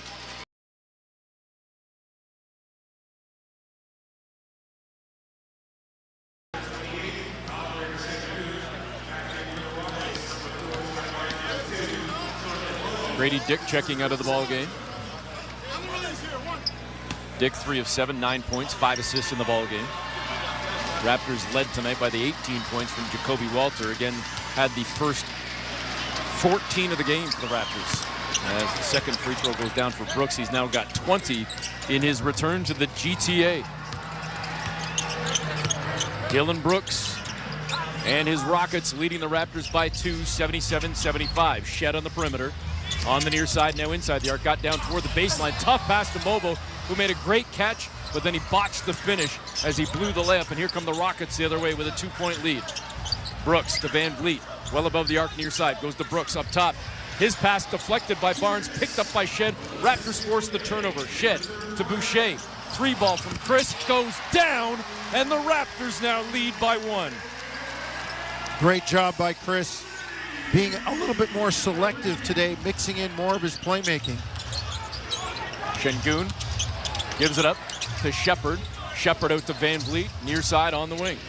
VanVleet now hands off to Shepard again on the perimeter. Shot clock down to 5 as they go back to Freddie. Freddie gets into the paint, passes it off at the last second to Şengün, and he got it off with 1 second on the shot clock. Houston leads by 1. Şengün starting to come alive here in this second half after scoring only 4 in the first half. Shed to Mobo. Mobo into the paint. Stops on the left block. Goes out on the perimeter to Walter. Walter now driving to a backdoor cut. Chris Boucher, 2-hand flush. Raptors back on top by 1. A really nice job. Good ball movement, getting into the lane, eyes open, and the cutters. Thompson, free throw line. Jumper no good. And Chris Boucher, I believe, had blown a tire, but now he gets up, comes the other way, lays it in with the contact, and Chris Boucher is making plays, folks. Now the whole bench over to pick him up. Chris did a nice job coming right down Main Street. The Raptors doing this again tonight without Emmanuel Quickley, who they pretty much haven't had for almost the entire year. No Jakob Poeltl tonight. No RJ Barrett, who's ill. Went home, in fact. And on top of all that, we were told that Davion Mitchell was available, but we have not yet seen him. So I don't know if they're just kind of taking the sort of cautious approach by, if we have to play him, we will. Because we were told that he's available, and he is in uniform on the Raptor bench. Well, Shed's playing well right now. Absolutely. I'm not denying that. Yeah, no. So 83-79. Van Vliet triple. No good. Down low, though, it's cleaned up by Thompson, who puts it back in the tin, plus the foul, and a three-point opportunity can bring Houston within one. Classic example of what we talked about in the first half. Box out? Thompson, no box out. Thompson takes a running start from the corner, runs right past two Raptors. When that shot goes up you're on the weak side, look over your shoulder, see if somebody's coming, and then back away from the basket to create space so that ball will fall in front of you. We did those drills ad nauseum in high school and university. I would bet to say there hasn't been one done since. Did I send you the thing the other day of the high school, the girls' high school game in the States? Yes, the box out. There was a girl that was maybe 5'4", 5'5" at best, and she boxed out this other player that was at least a foot taller, at least. And I said to you, if that high school girl can box out, why can't a pro athlete, whether it be in the NBA, WNBA, or otherwise? Here's the other thing you're going to have to do. You're going to have to change the mindset of the refs now, because they don't see that contact as legal contact. Raptors clinging to a 1-point lead with 16 seconds to play. They were up 6 at the half. They trailed in this quarter, but they're trying to bring more of a lead to the fourth. Scotty Barnes got into the paint, missed a bit of a wild shot. Van Vliet down the floor, streaking to the tin, scooped it up, missed it, cleaned up by Brooks, and he puts it in with 0.1 remaining. So Houston will go to the fourth quarter with the lead.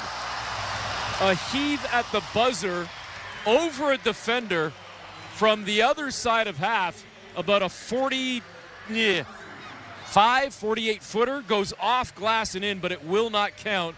It came after the buzzer for Jacoby Walter. It was a thrilling shot, but it will not count as we head to the fourth quarter with Houston leading 84-83 on Toronto Raptors basketball, brought to you by Tangerine Bank on the Sportsnet Radio Network, streaming on the Sportsnet app and at sportsnet.ca. At Tangerine, we're fans of fans who are invested in the game. Like Gary, who lies with reckless abandon every time he's invited out on game night, so he doesn't have to miss game night. Sorry, it's mating season for my pet squid. My e-scooter is out of gas. I ate a beanless burrito? My shoulder blade feels dull. I'm traveling to the 16th century? That's how Gary fans. And we're fans of Gary. This is how we fan. Tangerine, the official bank of the Toronto Raptors. With a turbocharged engine, fuel-efficient econ mode, and tons of cargo space, the 2025 Honda CR-V was made for winter adventures. But with heated front seats, Apple CarPlay, Android Auto, and a cozy interior, you may want to stay in its comforts a little bit longer. Lease the CR-V LX two-wheel drive from $99 weekly at 2.99% APR for 28 months with $2,100 down. But hurry, Honda Stretch Lease offers end January 2nd. OAC conditions apply. Includes $1,500 lease bonus. See HondaOntario.com. 'Tis the season to enjoy Swiss Chalet's festive special. Our famous rotisserie chicken, cranberry, stuffing, Lindor chocolates, and a scratch and win card. The festive special. Only $17.99, only at Swiss Chalet. Visit SwissChalet.com for contest details. Participating locations. White meat, taxes, and upgrades extra. The Holiday Big Check event is on now at Sport Check. From December 12th to 24th, shop savings up to 60% off. Find amazing deals on top brands such as Nike, Under Armour, Oakley, Columbia, and more. Say it with sport this holiday season.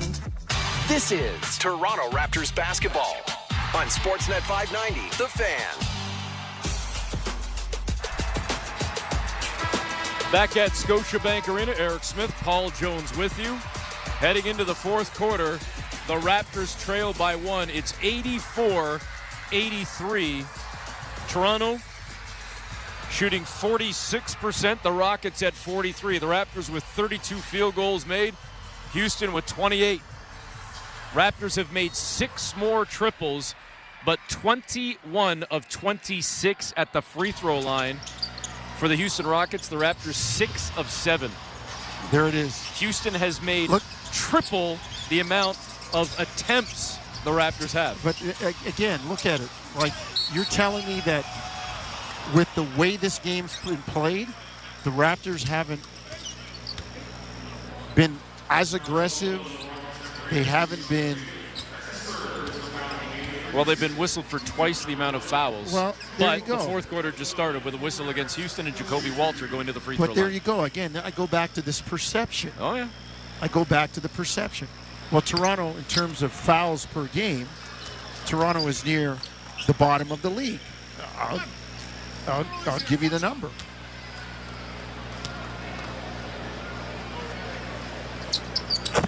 '28.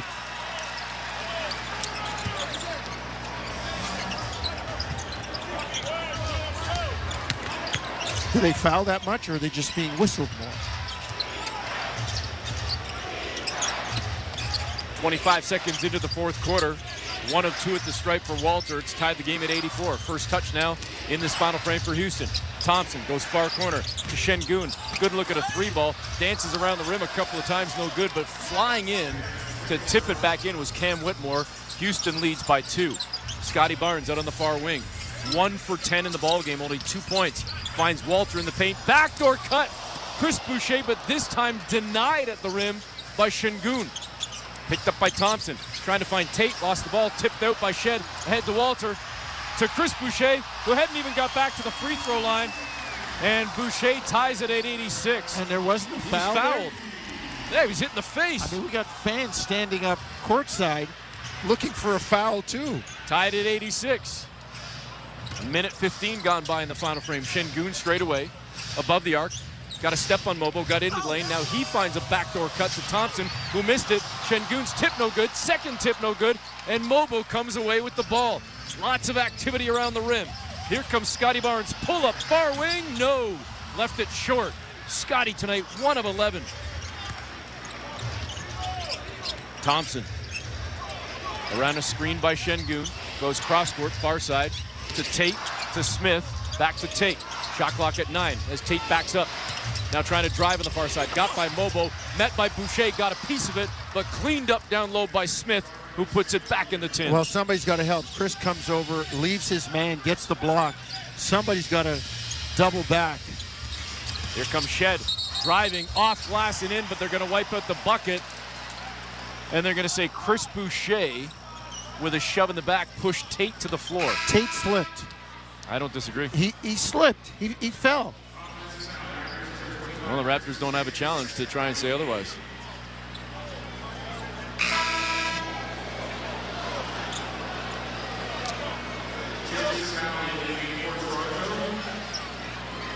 (88-86), Houston leading by 2. Jonesy sitting beside me, just shaking his head. It's just that, Eric, I've been there. I've been there as a player at a different level, as a coach at a different level. When there's a perception of your team that there's certain things, it becomes a self-fulfilling prophecy. Tate, far corner, gets into the paint, floats one up, rim glass and in. Houston leads by 4, matching their largest lead of the game. With 9:30 to play. Olynyk across center. Straight away, thought about the 3, now goes over to Barnes, back to Olynyk, faked the pass, then got stripped by Şengün. Here comes Houston down the floor. Whitmore in the lane, scoops it up and in. 6-point lead for the Rockets, their largest of the evening. Now timeout, Darko. He's got to try and turn off the water here. It's a 13-3 run. Can't turn it over, though. That's a live ball turnover. Suddenly, the Raptors, 16 turnovers. And there it is, that number creeping up again. Toronto down 92-86 with 9:16 to go in the ball game. It's Toronto Raptors basketball, brought to you by Tangerine Bank on the Sportsnet Radio Network, streaming on the Sportsnet app and at sportsnet.ca. Hey, Raptor fans. What would you rather have? More money or more vacation? Whichever you pick, it's a win-win. Just like hitting the 50-50 jackpot. When you buy tickets to the MLSE Foundation Lottery, you support kids and youth in communities across Ontario. Last season, over $1 million in jackpot prizes were won. That means more money and more vacation. Talk about a true win-win? Visit 5050wraps.com for your tickets today.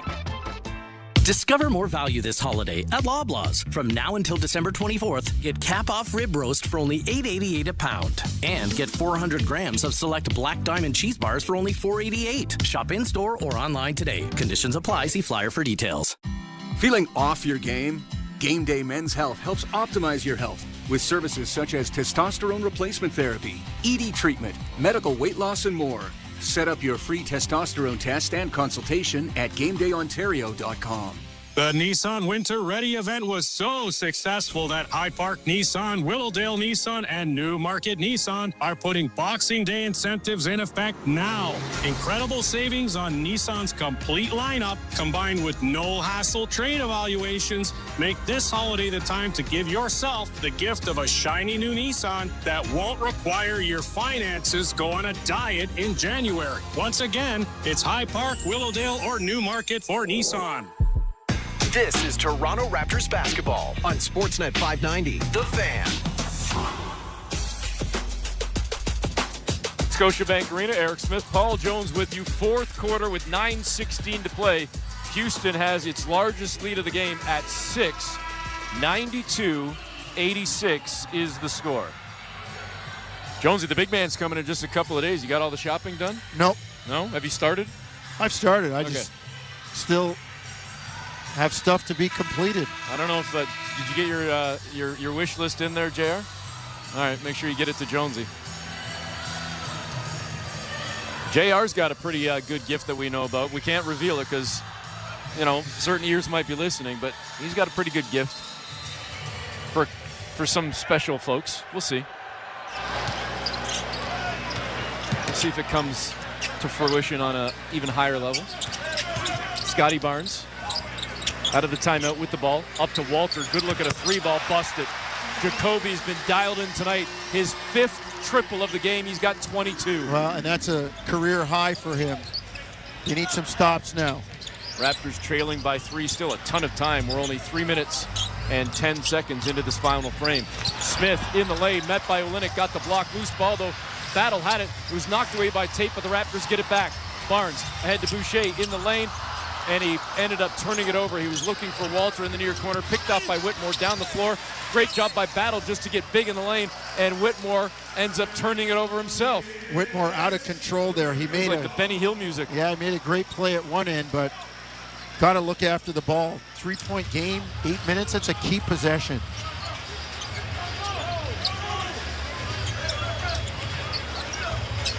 Barnes to a cutting Walter. Scoop it up and in. Jacoby Walter with 24. Nice job by Scotty Barnes. Keeping his playmaking hat on and finding a cutting Jacoby Walter. Raptors down by 1, 92-91. Thompson with the lob pass down low to Şengün. And Şengün stepped through defender, got it to go, plus the foul, and a 3-point opportunity as a foul comes in against Kelly Olynyk. I'd like to see the replay to see if he traveled. I would. Yep. Did he not come down and then go back up? It looked like it. I'd like to see it again. Looked like he hopped off his left foot and landed on his left foot. 94-91. Raptors don't have a challenge. They lost it earlier. As Toronto now trails by 3, could be 4 in a moment. Scotty Barnes checking out of the ballgame with 8:03 to go on a night where he has shot 1 of 11 from the floor for 2 points. And on top of that, Jonesy, only 4 assists and 4 rebounds. This is clearly one of the worst games we've seen from Scotty in his career. Yeah, not impacting the game on other levels like he's capable of doing. Shed gets to the free throw line on a crossover, now finds Walter driving far side. Wow. Hesitated midair, missed the shot, and unfortunately couldn't grab the rebound. A great move, but just couldn't finish. 95-91, Houston leading by 4. Whitmore on the near side, tried to cross up Battle. Jamison stayed with him.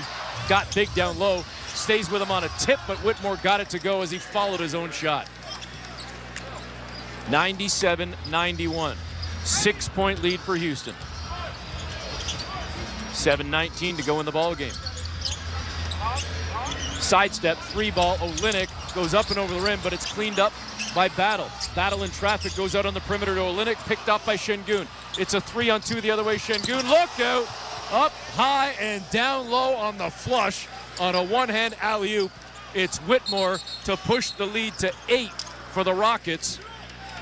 And that is the largest lead of the game for Houston. Well, live ball turnover. Jamison Battle at the rim. Good idea, right intention, poor execution. That pass out away from the basket gets picked off, and it turns into a fast break dunk. 6:58 to play, 99-91. Houston leading the Raptors. Rockets on a 20-8 run on Toronto Raptors basketball, brought to you by Tangerine Bank on the Sportsnet Radio Network, streaming on the Sportsnet app and at sportsnet.ca. Hey, Raptor fans, what would you rather have? More money or more vacation? Whichever you pick, it's a win-win. Just like hitting the 50-50 jackpot. When you buy tickets to the MLSE Foundation Lottery, you support kids and youth in communities across Ontario. Last season, over $1 million in jackpot prizes were won. That means more money and more vacation. Talk about a true win-win? Visit 5050raps.com for your tickets today. Ah, at last, the Subaru winter is here. It's the perfect weather for the beach. Feel the sun's rays on the small amount of skin peeking out of your ski mask. Put on your beach puffer and hear the sound of the waves crashing over the chatter of your teeth. Get out there in winter like it's summer with standard symmetrical full-time all-wheel drive and advanced safety systems. Your holiday bonus awaits. Visit your local Subaru dealer for details.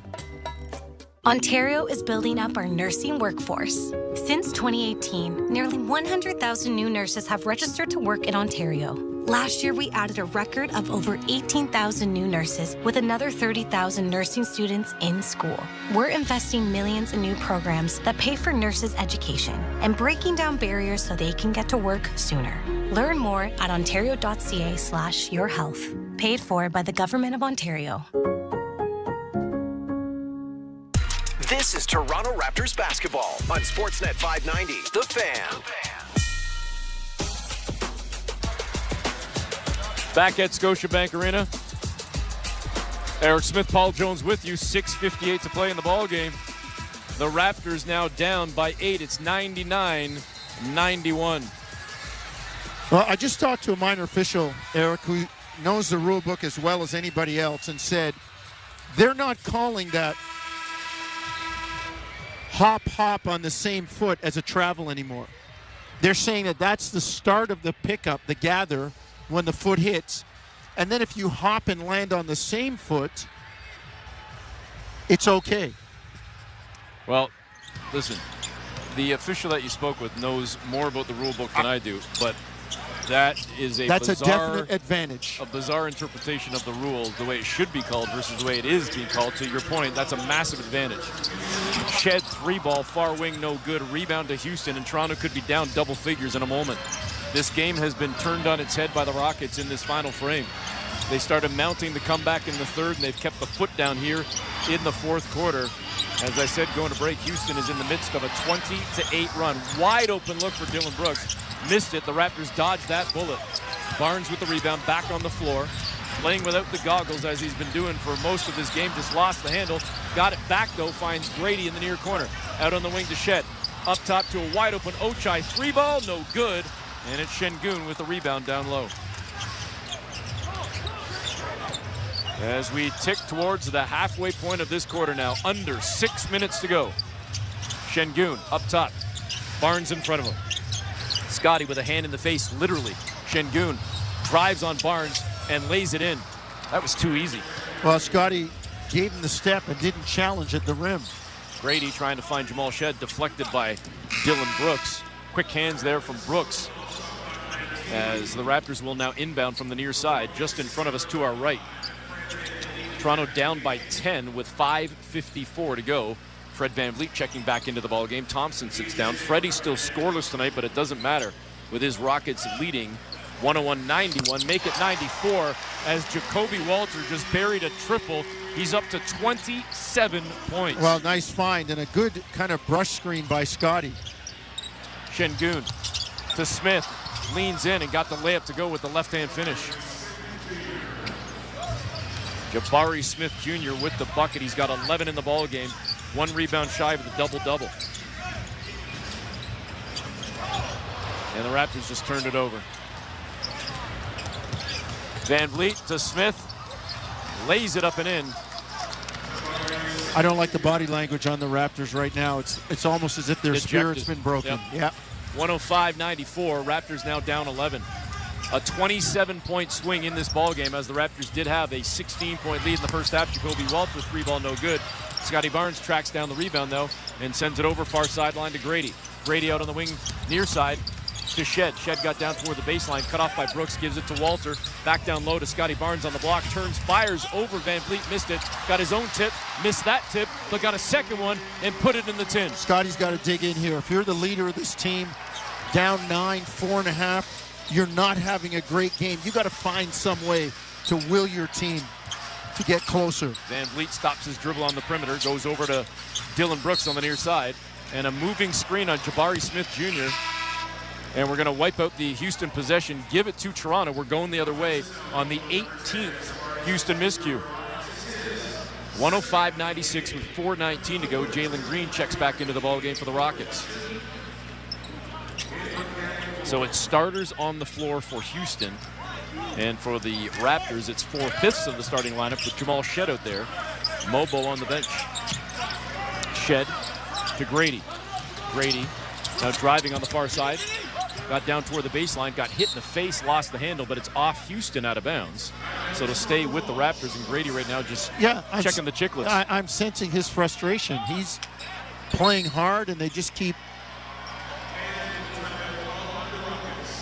I think Houston's going to challenge this, and if you're Darko right now, I'm in the ref's ear saying, okay, off us, look for the foul that caused it to go off us. Well, I'm checking to see if I don't know if the green light special is going here, Jonesy. Not yet, at least. We'll see if maybe they change their mind during this timeout. We're going to keep it here either way. 4:03 to go. 105-96 is the score as the Raptors trail by 9. And remember, we told you about this at the beginning of the ball game. The Raptors on the front end of a back-to-back. A tough schedule for Toronto around the holiday season as they hit the road for a game tomorrow against the Knicks, and then scramble if they can to their respective homes and families for maybe a day before they have to reconvene in Memphis on Christmas night to get set for a game on Boxing Day against the Grizzlies. And we will have that one for you right here on the Sportsnet Radio Network. The Raptors then are back home on the 29th, then hit the road on the 31st on New Year's Eve, only to come back home on another back-to-back on New Year's Day. I don't know who scheduled that over the holidays. 2 back-to-backs in the latest possible back-to-back you can have before Christmas, and then bang, bang on New Year's Day. Toronto struggling to get the ball in, and they essentially won't.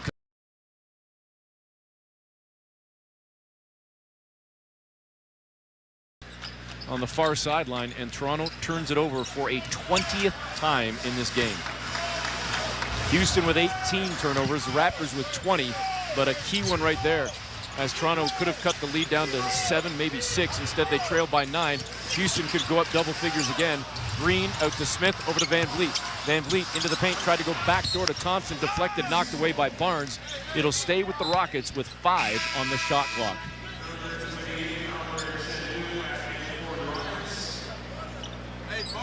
Alperen Şengün coming back into the ballgame as Thompson sits down. So again, it's starters on the floor for the Rockets. VanVleet inbounding in the near corner to Green. 3-ball up, no good. Battling for the rebound. VanVleet tracks it down out on the perimeter. Freddie's got it, hounded by Walter, trying to turn into the paint. Cut off by Walter, finds Şengün going at Scotty Barnes. And as he drives, he loses the handle out of bounds. It'll be a 19th Houston turnover. And there's still life for the Raptors as they bring it across center with Shed. Hands it off to Barnes. 3:24 to go in the ballgame. Barnes on the near side. Now went right, spins left, hit as he scoops it up, and he's going to the free throw line for 2. I like that. You know, you're Scotty, you're 0 of 8 from 3, 2 of 14 overall.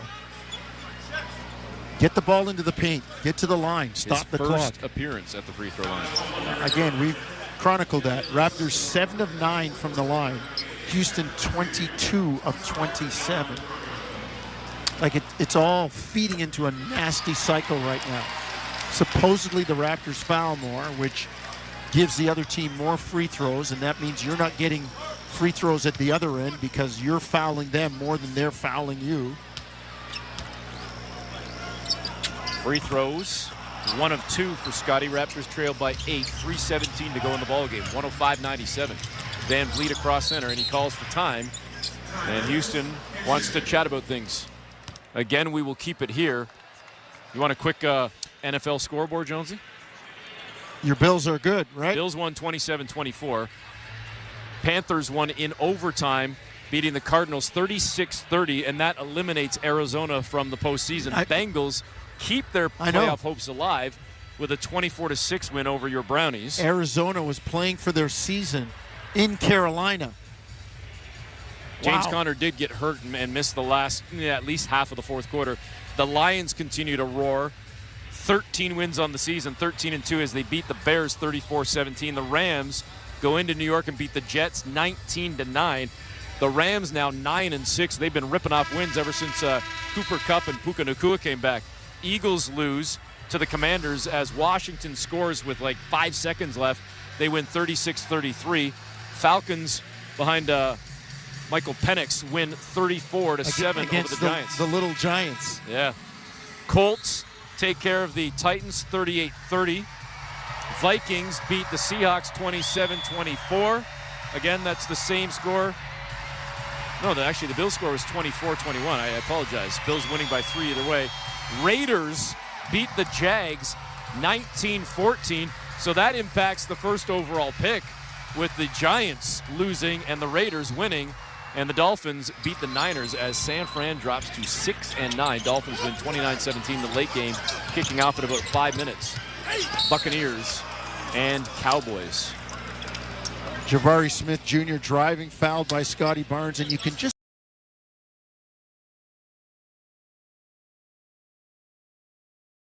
say that's a foul. Something's happening at the other end the same, and we're not getting that call. So Jabari Smith heads to the free throw line for attempts 5 and 6 in the ballgame. He's got 13 points, 9 rebounds. And the first one rattles around and goes down for Smith. 106-97. Houston leading by 9 with 3:10 to play.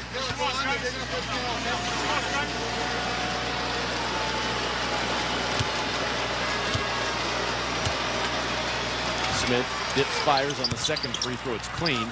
And the lead back up to 10 for the Rockets. Their largest lead, 11. Raptors been trying to play that comeback game the entire fourth quarter. Sidestep, triple, far corner. Grady Dick for 3. It's smooth. Well, it's only a 3-possession game. You got to belly up and see if you can get a steal, force a turnover. 107-100. Van Vliet across center. Bounces the pass to Dylan Brooks on the perimeter straight away. Now driving toward the far side. Spinning at the far elbow. Stripped by Walter, and they call a late foul on a reach on Walter, and that did not look like a foul again. A lean in by Brooks to get space. Like that's, again, I hate to be harping on this, but that's the kind of stuff that you don't get when the perception of your team is that you're not a good team.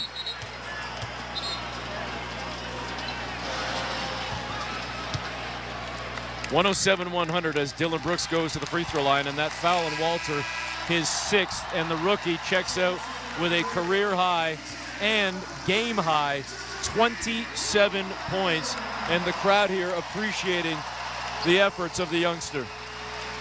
I thought he did a really good job defensively. 9 of 18, including 6 of 11 from distance, adding 3 assists and a couple of rebounds. You called a lean in there as an offensive foul, then it's moot. Even to that point, I'd love to see again how much contact there was on an arm or wrist. Yeah. 108-100 as Brooks knocks down the first free throw. Dylan Brooks, a team-high 23 points. Great night for him. 5 of 11, including 11 of 11 at the free throw line. And now 12 of 12. The lead is 9, 109-100, 2:37 to go in the ballgame. Shed across center, gets by Van Vliet, free throw line to Abaji, up and under. And he gets the layup to go. Went high off glass. Way up there. Not sure that he meant it to go that high, but hey, take the 2. Van Vliet with Shed in front of him. Clock down to 2:20. Smith comes up to set a screen. Now Grady Dick picks up Van Vliet on a switch. Van Vliet pushing off on Grady a couple of times right in front of the official. Grady stands his ground as Van Vliet finds Şengün. Triple, back rim, no good. High for the rebound, Scotty, who brings it across center. Barnes spinning past Şengün, getting into the paint. Left hand, and finally they blow the whistle, and Scotty Barnes will go to the free throw line. Gosh. He got bumped twice, and it was finally the second one after he missed the shot. 109-102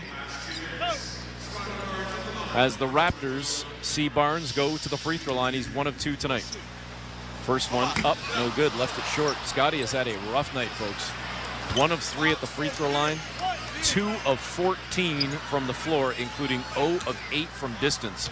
This is one of those ones you just shake free, and hopefully he can get it back on track tomorrow. Hits the second free throw. Raptors trail 109-103. Here we are again in a 2-possession game. Yet another one to put on the list for the Raptors. With under 2 minutes to go, Van Vliet across center. Shed's right there. Van Vliet still scoreless in the ballgame. He gets free. A deep one from straight away, left it short. Rebound is picked up by Ochai. Barnes to Ochai. Looking for Scotty, finds him again. Hit from behind by Şengün. No call, far elbow, pull-up jumper, no good. Didn't love it. I want to get in the paint again. I would have driven it. Green across center for Houston. 1:22 remaining. Trying to turn the corner on the near side. Grady trying to stay with him. Green to Brooks. Brooks in the paint.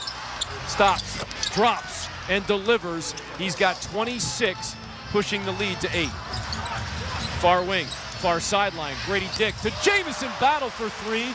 Raptors cut it to 5. 1:10 to go. Şengün across center, stops, calls the timeout. Ime Udoka really upset at his team for not being aware of battle in the corner, but he's giving it to Şengün right now. Well, Şengün didn't get back, and he lollygagged it over. Jabari Smith did a nice job of making sure that Grady didn't squeeze off a 3, and Şengün was taking his time getting out to the corner. So, yeah, you're going to see that one on the video tomorrow. Raptors down 111-106. Toronto trying to mount another comeback here after falling down by as many as 11. The Raptors had a 16-point lead in the first half, and they went into the half leading by 6, but they couldn't hang on in the second half of this ball game. Can they do the unthinkable right here? They're going to have to dial up the defense coming out of this timeout. It'll be Houston ball with 1:07 to play, 20 seconds on the shot clock. I come out with big pressure here. If I'm Toronto, I come out with big pressure, like hounding the ball, denying, tell the ref, hey, we're working for a 5, put that in his ear, we're working for a 5-second count.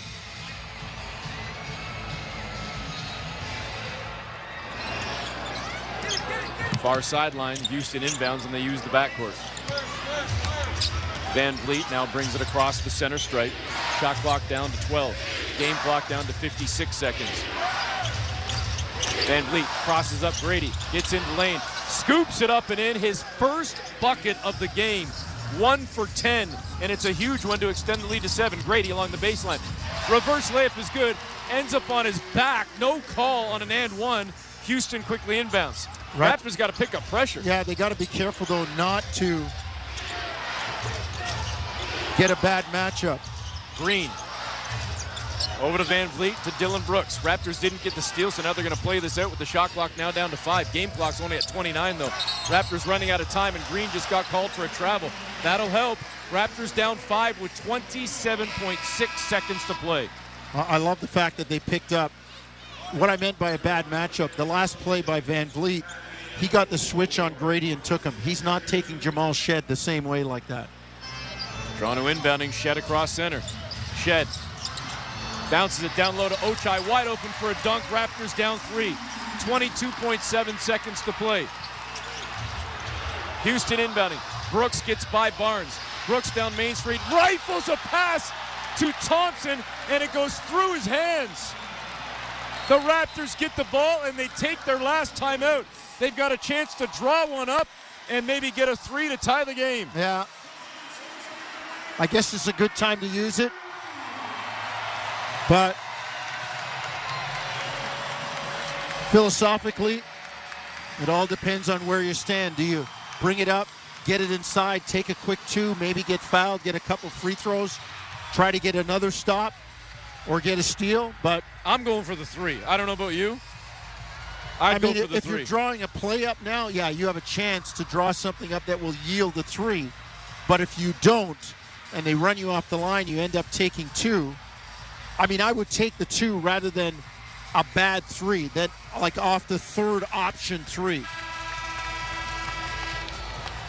The Toronto Raptors have held a lead or been within 7 points in the fourth quarter. Yep. In 15 of their 21 losses this season. Well, we can now say in 16 of their 22 if they go on to lose this game. They've got a chance to tie it right here with 16.9 seconds to play.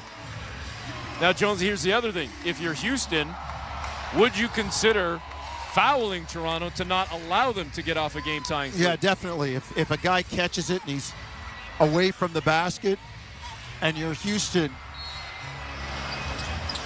Olynyk inbounding from the near sideline. Gets it into Grady Dick in the near corner. Back over to Olynyk, and it goes off Kelly's leg. Tate hit the ball, and it went off Olynyk. Darko Rajakovic saying no. He is convinced that went off Tate, not off Olynyk. The replay on the big screen has the fans booing. Oh, it went off Tate's It went off knee. Tate for sure. We're seeing it right in front of us.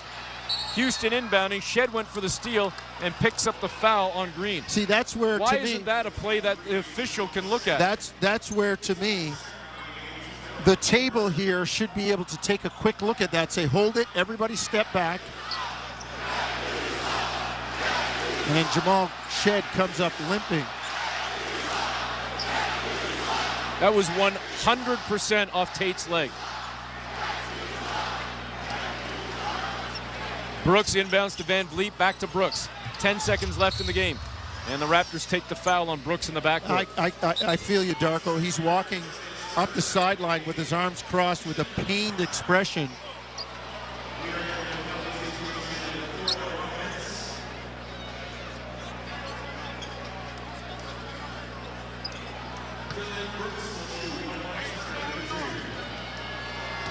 You know what I would like to see, Jonesy, in situations like that, is if the NBA adapts the NFL rule of going to the replay for out-of-bounds plays and for 3 balls and things like that, close plays in the final 2 minutes or whatever. Go to the technology you have and to the people you have. I know you just said something similar. They do it in a timeout. They can say, oh, that last 2 was a 3 or that. So you just look at it here. Brooks misses his first free throw of the game. He went 1 for 2 at the line. Raptors get the rebound. They're down by 4. Ochai, 3-ball near wing. Back rim no good. That's going to do it. Brooks taps the rebound into the hands of his teammate Jabari Smith Jr. And the Houston Rockets beat the Raptors by 4. Tough loss to take for the Raptors. Playing hard, but I'll go back to some of the things that we talked about. 21 turnovers. Houston had a season-high 21 as well, but the turnovers, the rebounding was to Houston's advantage. Those are things that really, really hurt, especially when you're playing shorthanded. 110 for the Raptors, 114 for the Rockets, a 4-point victory as Houston gets it done. And Toronto will now head to New York off the loss, getting set for the back-to-back going into the Christmas break. We'll step aside for our break, our commercial break, and then come back with the final stats and get set to wrap things up and hand off to post-game coverage. Again, 114-110 the final on Toronto Raptors basketball, brought to you by Tangerine Bank on the Sportsnet Radio Network, streaming on the Sportsnet app and at sportsnet.ca. With a turbocharged engine, fuel-efficient econ mode, and tons of cargo space, the 2025 Honda CR-V was made for winter adventures. But with heated front seats, Apple CarPlay, Android Auto, and a cozy interior, you may want to stay in its comforts a little bit longer.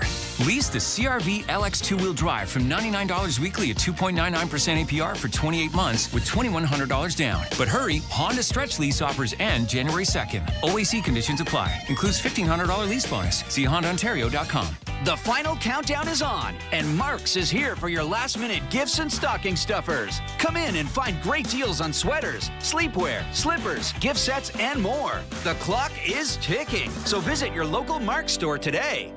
Calling all food businesses and bulk shoppers. Wholesale Club has opened a brand new store in Brampton at 85 Steeles Avenue West. Become a business member and earn 8% back in PC Optimum points when you spend $1,000 or more throughout opening month. That's double the points back on your cumulative spend to January 12th. Infiniti celebrates 35 years of luxury this year. That's lots of luxury.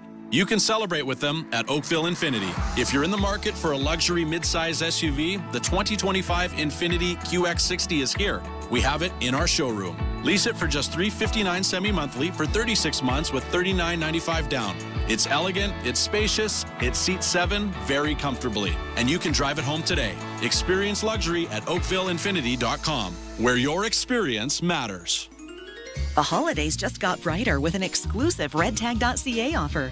Treat yourself to a tropical getaway with WestJet Vacations, one of Canada's favorite tour operators, and redtag.ca will gift you a $100 gift card of your choice. It's the perfect time to unwrap an incredible deal to paradise. Visit redtag.ca or call 1-866-5REDTAG for your exclusive promo code savings. Certain conditions apply. redtag.ca. Celebrating 20 years. This is Toronto Raptors basketball on Sportsnet 590, The Fan. Back at Scotiabank Arena, Eric Smith, Paul Jones with you. Raptors losing to the Houston Rockets, 114-110 the final. Jacoby Walter, the rookie, with a career-high 27 points in the ball game. He fouled out in 28 minutes, had 27 points on 9 of 18 shooting. Both he and Dylan Brooks tied for the game high at 27.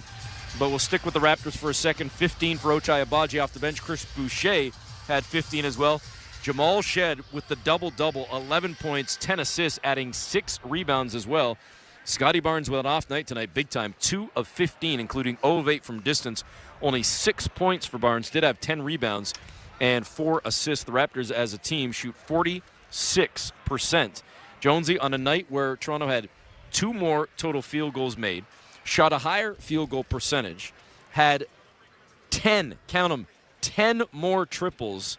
They lose the game by 4, thanks in large part to the fact that Houston ended up making 18 more free throws on 20 more free throw attempts. Raptors were 9 of 13.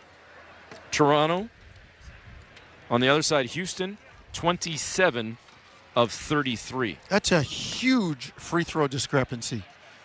33 to 18. No, 33 to 13. Sorry, 33 to 13. 27 to 9 in makes.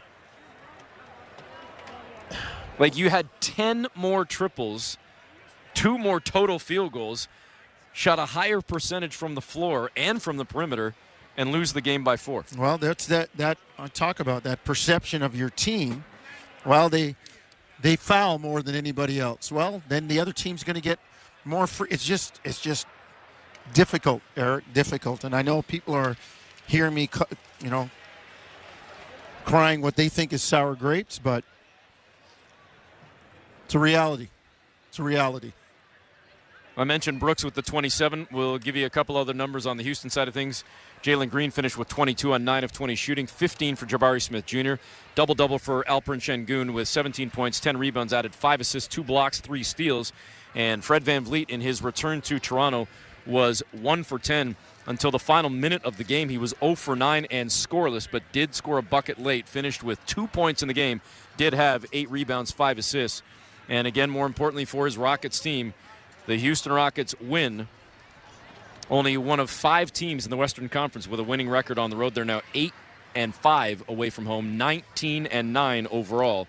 And Toronto falls to 7-22, one more game before Christmas coming tomorrow in New York for the Raptors. Well, got to see if they can muscle up and cut down on the turnovers and see if they can spoil Christmas, at least part of Christmas for New York, although the Knicks are one of those teams that will be out there again and playing on Christmas Day. All right, so this was our last broadcast before Christmas, so we say happy holidays to all of you that celebrate, and whatever you're celebrating, whatever it may be during the holiday season, do it safely with family and friends. We will be back on Boxing Day on the 26th with the Raptors against the Memphis Grizzlies. But again, happy holidays to all of you, to you and yours, and obviously a special shout-out to our crew down here at Scotiabank Arena, J.R. Manatad, and back at Raptors Central, Tom Young. For Paul Jones, I'm Eric Smith. Daniele Franceschi coming up next with post-game coverage. You've been listening to Toronto Raptors basketball, brought to you by Tangerine Bank. This is how we fan. Tangerine, official bank of the Toronto Raptors, right here on the Sportsnet Radio Network, streaming on the Sportsnet app and at sportsnet.ca. Very much, Eric and Paul. Yes, indeed, the Raptors just couldn't get over the hump tonight. Tough one. Really, really difficult loss tonight. 114-110 at the hands of the Houston Rockets here at Scotiabank Arena. Welcome into our Raptors post-game show with yours truly, Daniele Franceschi. We'll hear from Darko Rajakovic once he steps to the podium to address tonight's loss against this Houston Rockets team that is third in the Western Conference.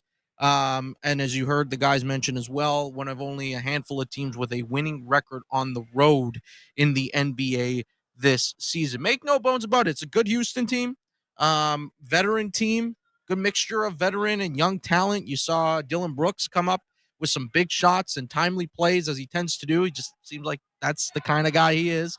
Mississauga native, has a knack for showing up when it really counts, and when the chips are down, he's going to make big plays. But this is another bitter defeat for the Raptors in a game where they probably controlled play, arguably for large stretches of this ball game, where they probably felt like, hey, you win a lot of the counting stats, shooting percentage, 3-point field goal percentage, which has been a rarity for the Raptors this season. You win those categories, you're thinking, okay, probably should come out on the winning side of the equation. And instead, unfortunately for them, they fall by 4 tonight here against the Houston Rockets. Text line is open, 590-590. Please include your name and location. Standard message and data rates apply. Would love to hear your thoughts and feedback. I'm sure the officiating will be a point of contention, and understandably so. I can understand why there are people that look at the free throw disparity tonight, 33-13 in favor of the Houston Rockets, and say, doesn't necessarily add up. And to that, I would say, in large part, you're probably justified.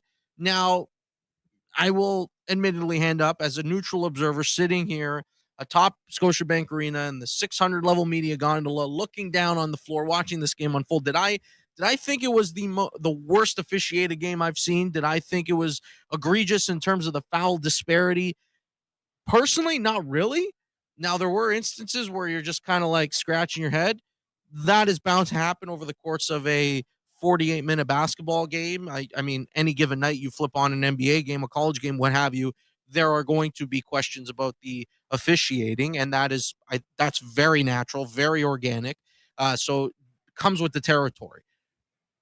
I think we've seen worse, to be honest with you. Even in particular, this season alone, we've had instances where it's felt like the Raptors have been hard done by in a more aggressive fashion when it comes to the whistle, getting a bad whistle and not necessarily getting the benefit of the doubt at times. And potentially that's a byproduct of having a young team, and the refs are going to swallow the whistle. Whereas when you're playing teams with a lot of veteran players or notable stars on the other side, and in this case, it's probably, the likes of Van Vliet and Brooks. And by the way, I mean, Fred Van Vliet, quiet game for him. Obviously, just 2 points, and his only bucket comes at a very, very crucial point in the game.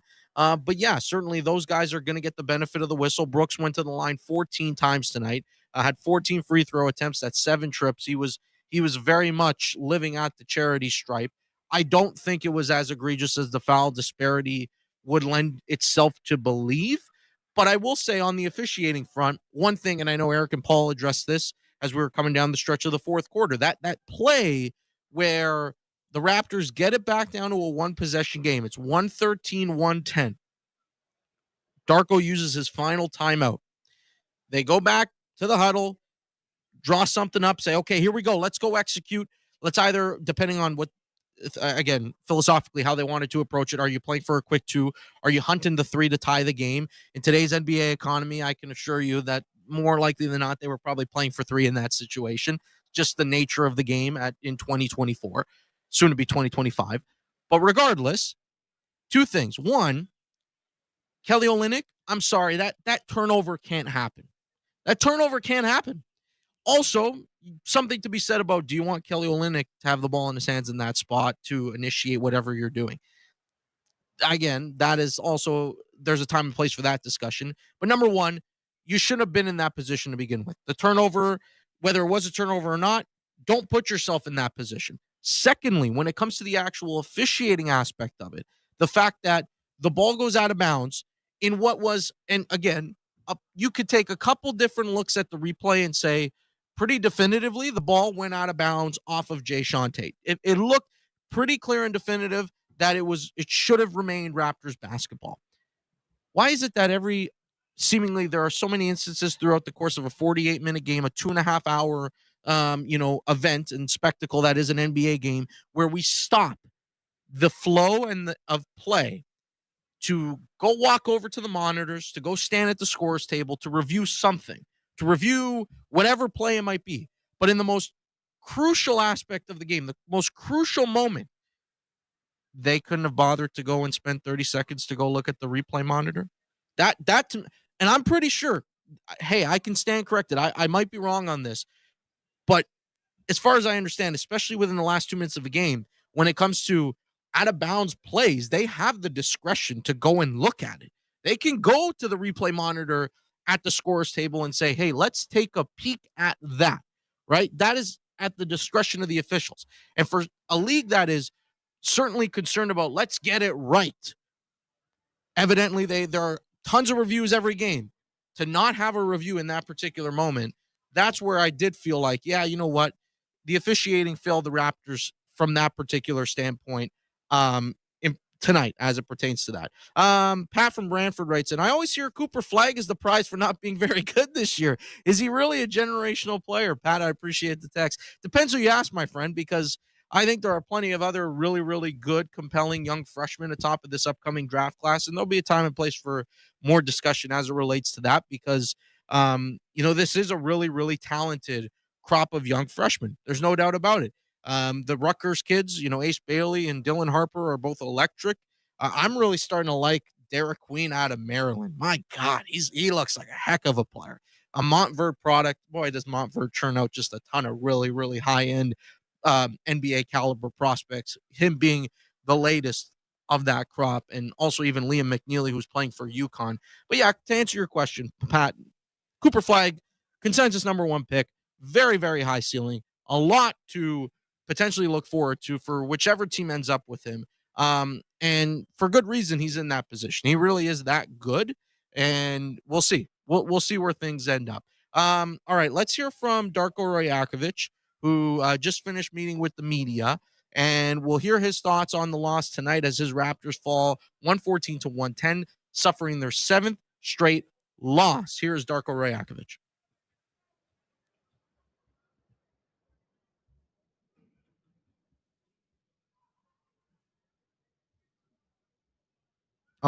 I apologize. We don't have Coach Darko yet. When we do have Coach Darko, we will get to him. That is for sure. Producer Nick Blackmore actually writing me, by the way, just now and saying, Scotty Barnes, according to Darko, playing a little bit banged up tonight, and it's affecting him. And I think that actually puts us in a good position where we can talk a little bit about Scotty because, yeah, clearly tonight, not very good for Scotty Barnes. The National Basketball Association on SiriusXM. For a full list of games and channels, go to SiriusXM.com/NBA schedule.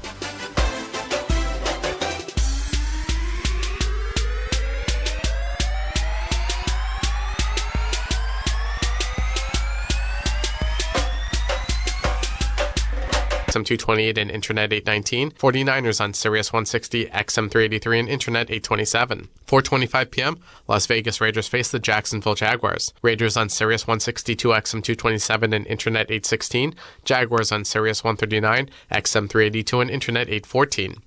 8:20 p.m., Dallas Cowboys face the Tampa Bay Buccaneers. Cowboys on Sirius 85, XM225 and Internet 808. Buccaneers on Sirius 81, XM226 and Internet 829. National feed on Sirius XM and Internet channels 88. Spanish feed on Sirius 162, XM227 and Internet 832. I'm Frank Trachtenberg with your Sirius XM sports schedule for Sunday, December the 22nd. All times are Eastern, and please remember, all games, times, and channels are subject to change. Check SiriusXM.com for the latest updates. In the NBA, 6 p.m., Sacramento Kings take on the Indiana Pacers. Kings on Sirius 106, XM212 and Internet 905. Pacers on Internet 891. 6 p.m., Toronto Raptors take on the Houston Rockets. Raptors on Sirius and XM channels 167, Internet 907. Rockets on Internet 890. 7 p.m., New Orleans Pelicans face the Denver Nuggets. Pelicans on Sirius and XM channels 86, Internet 898. Nuggets on Internet 887. In the NHL, 5 p.m., Tampa Bay Lightning take on the Florida Panthers. Lightning on Sirius and XM channels 91, Internet 945. Panthers on Internet 931. 5 p.m., Utah Hockey Club face the Anaheim Ducks. Utah on Sirius 209, XM220 and Internet 947. Ducks on Internet 920. 5 p.m., Washington Capitals face the LA Kings. Capitals on Sirius 208, XM219 and Internet 950. Kings on Internet 932. 8 p.m., Colorado Avalanche face the Seattle Kraken. Avalanche on Sirius 208, XM219 and Internet 926. Kraken on Internet 943. SiriusXM has soccer covered end to end. SiriusXM FC. Hear live play-by-play and talk shows hosted by legends of the game. It's SiriusXM FC on Channel 157. I'm Ryan Payton for SiriusXM Sports. In the 1960s and early 70s, there was one name in NCAA basketball, UCLA. They were dominant over a 12-year stretch. They won all 30 games they played in 1963. The first of 4 times they would go undefeated during their run. 2 more titles and another undefeated season followed in the next 3 years. And then maybe the greatest player in collegiate history joined the team. Kareem Abdul-Jabbar, known as Lou Alcindor at the time, took the NCAA by storm. He led the Bruins to 3 straight championships, averaging 26.4 points per game. They even banned dunking from 67 to 76 because of his dominance. When he finally left the Bruins campus after the 1969 season and 3 straight titles, success did not stop for Wooden and UCLA. They won their 4th, 5th, and 6th straight national titles, leading up to one of the greatest runs in sports history. The 72s. What's up, Raptors fans? Thank you for hanging out with us together, We the North, here on Toronto Sports Insider, making a difference in our awesome community every single game. Just wanted to stop and say thank you guys for hitting that like button. Thank you for sharing this link out and helping me grow this Toronto Raptors community. We're doing big things with SickKids Hospital in Toronto. We're going to only do bigger things in the future. So I said to the Leafs fans, send me some ideas of some campaign.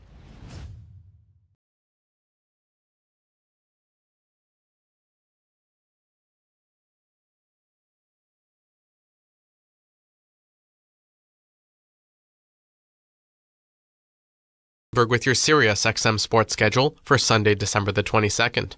All times are Eastern, and please remember, all games, times, and channels are subject to change. Check SiriusXM.com for the latest updates. In the NBA, 6 p.m., Sacramento Kings take on the Indiana Pacers. Kings on Sirius 106 XM 212 and Internet 905. Pacers on Internet 891. 6 p.m., Toronto Raptors take on the Houston Rockets. Raptors on Sirius and XM channels 167 Internet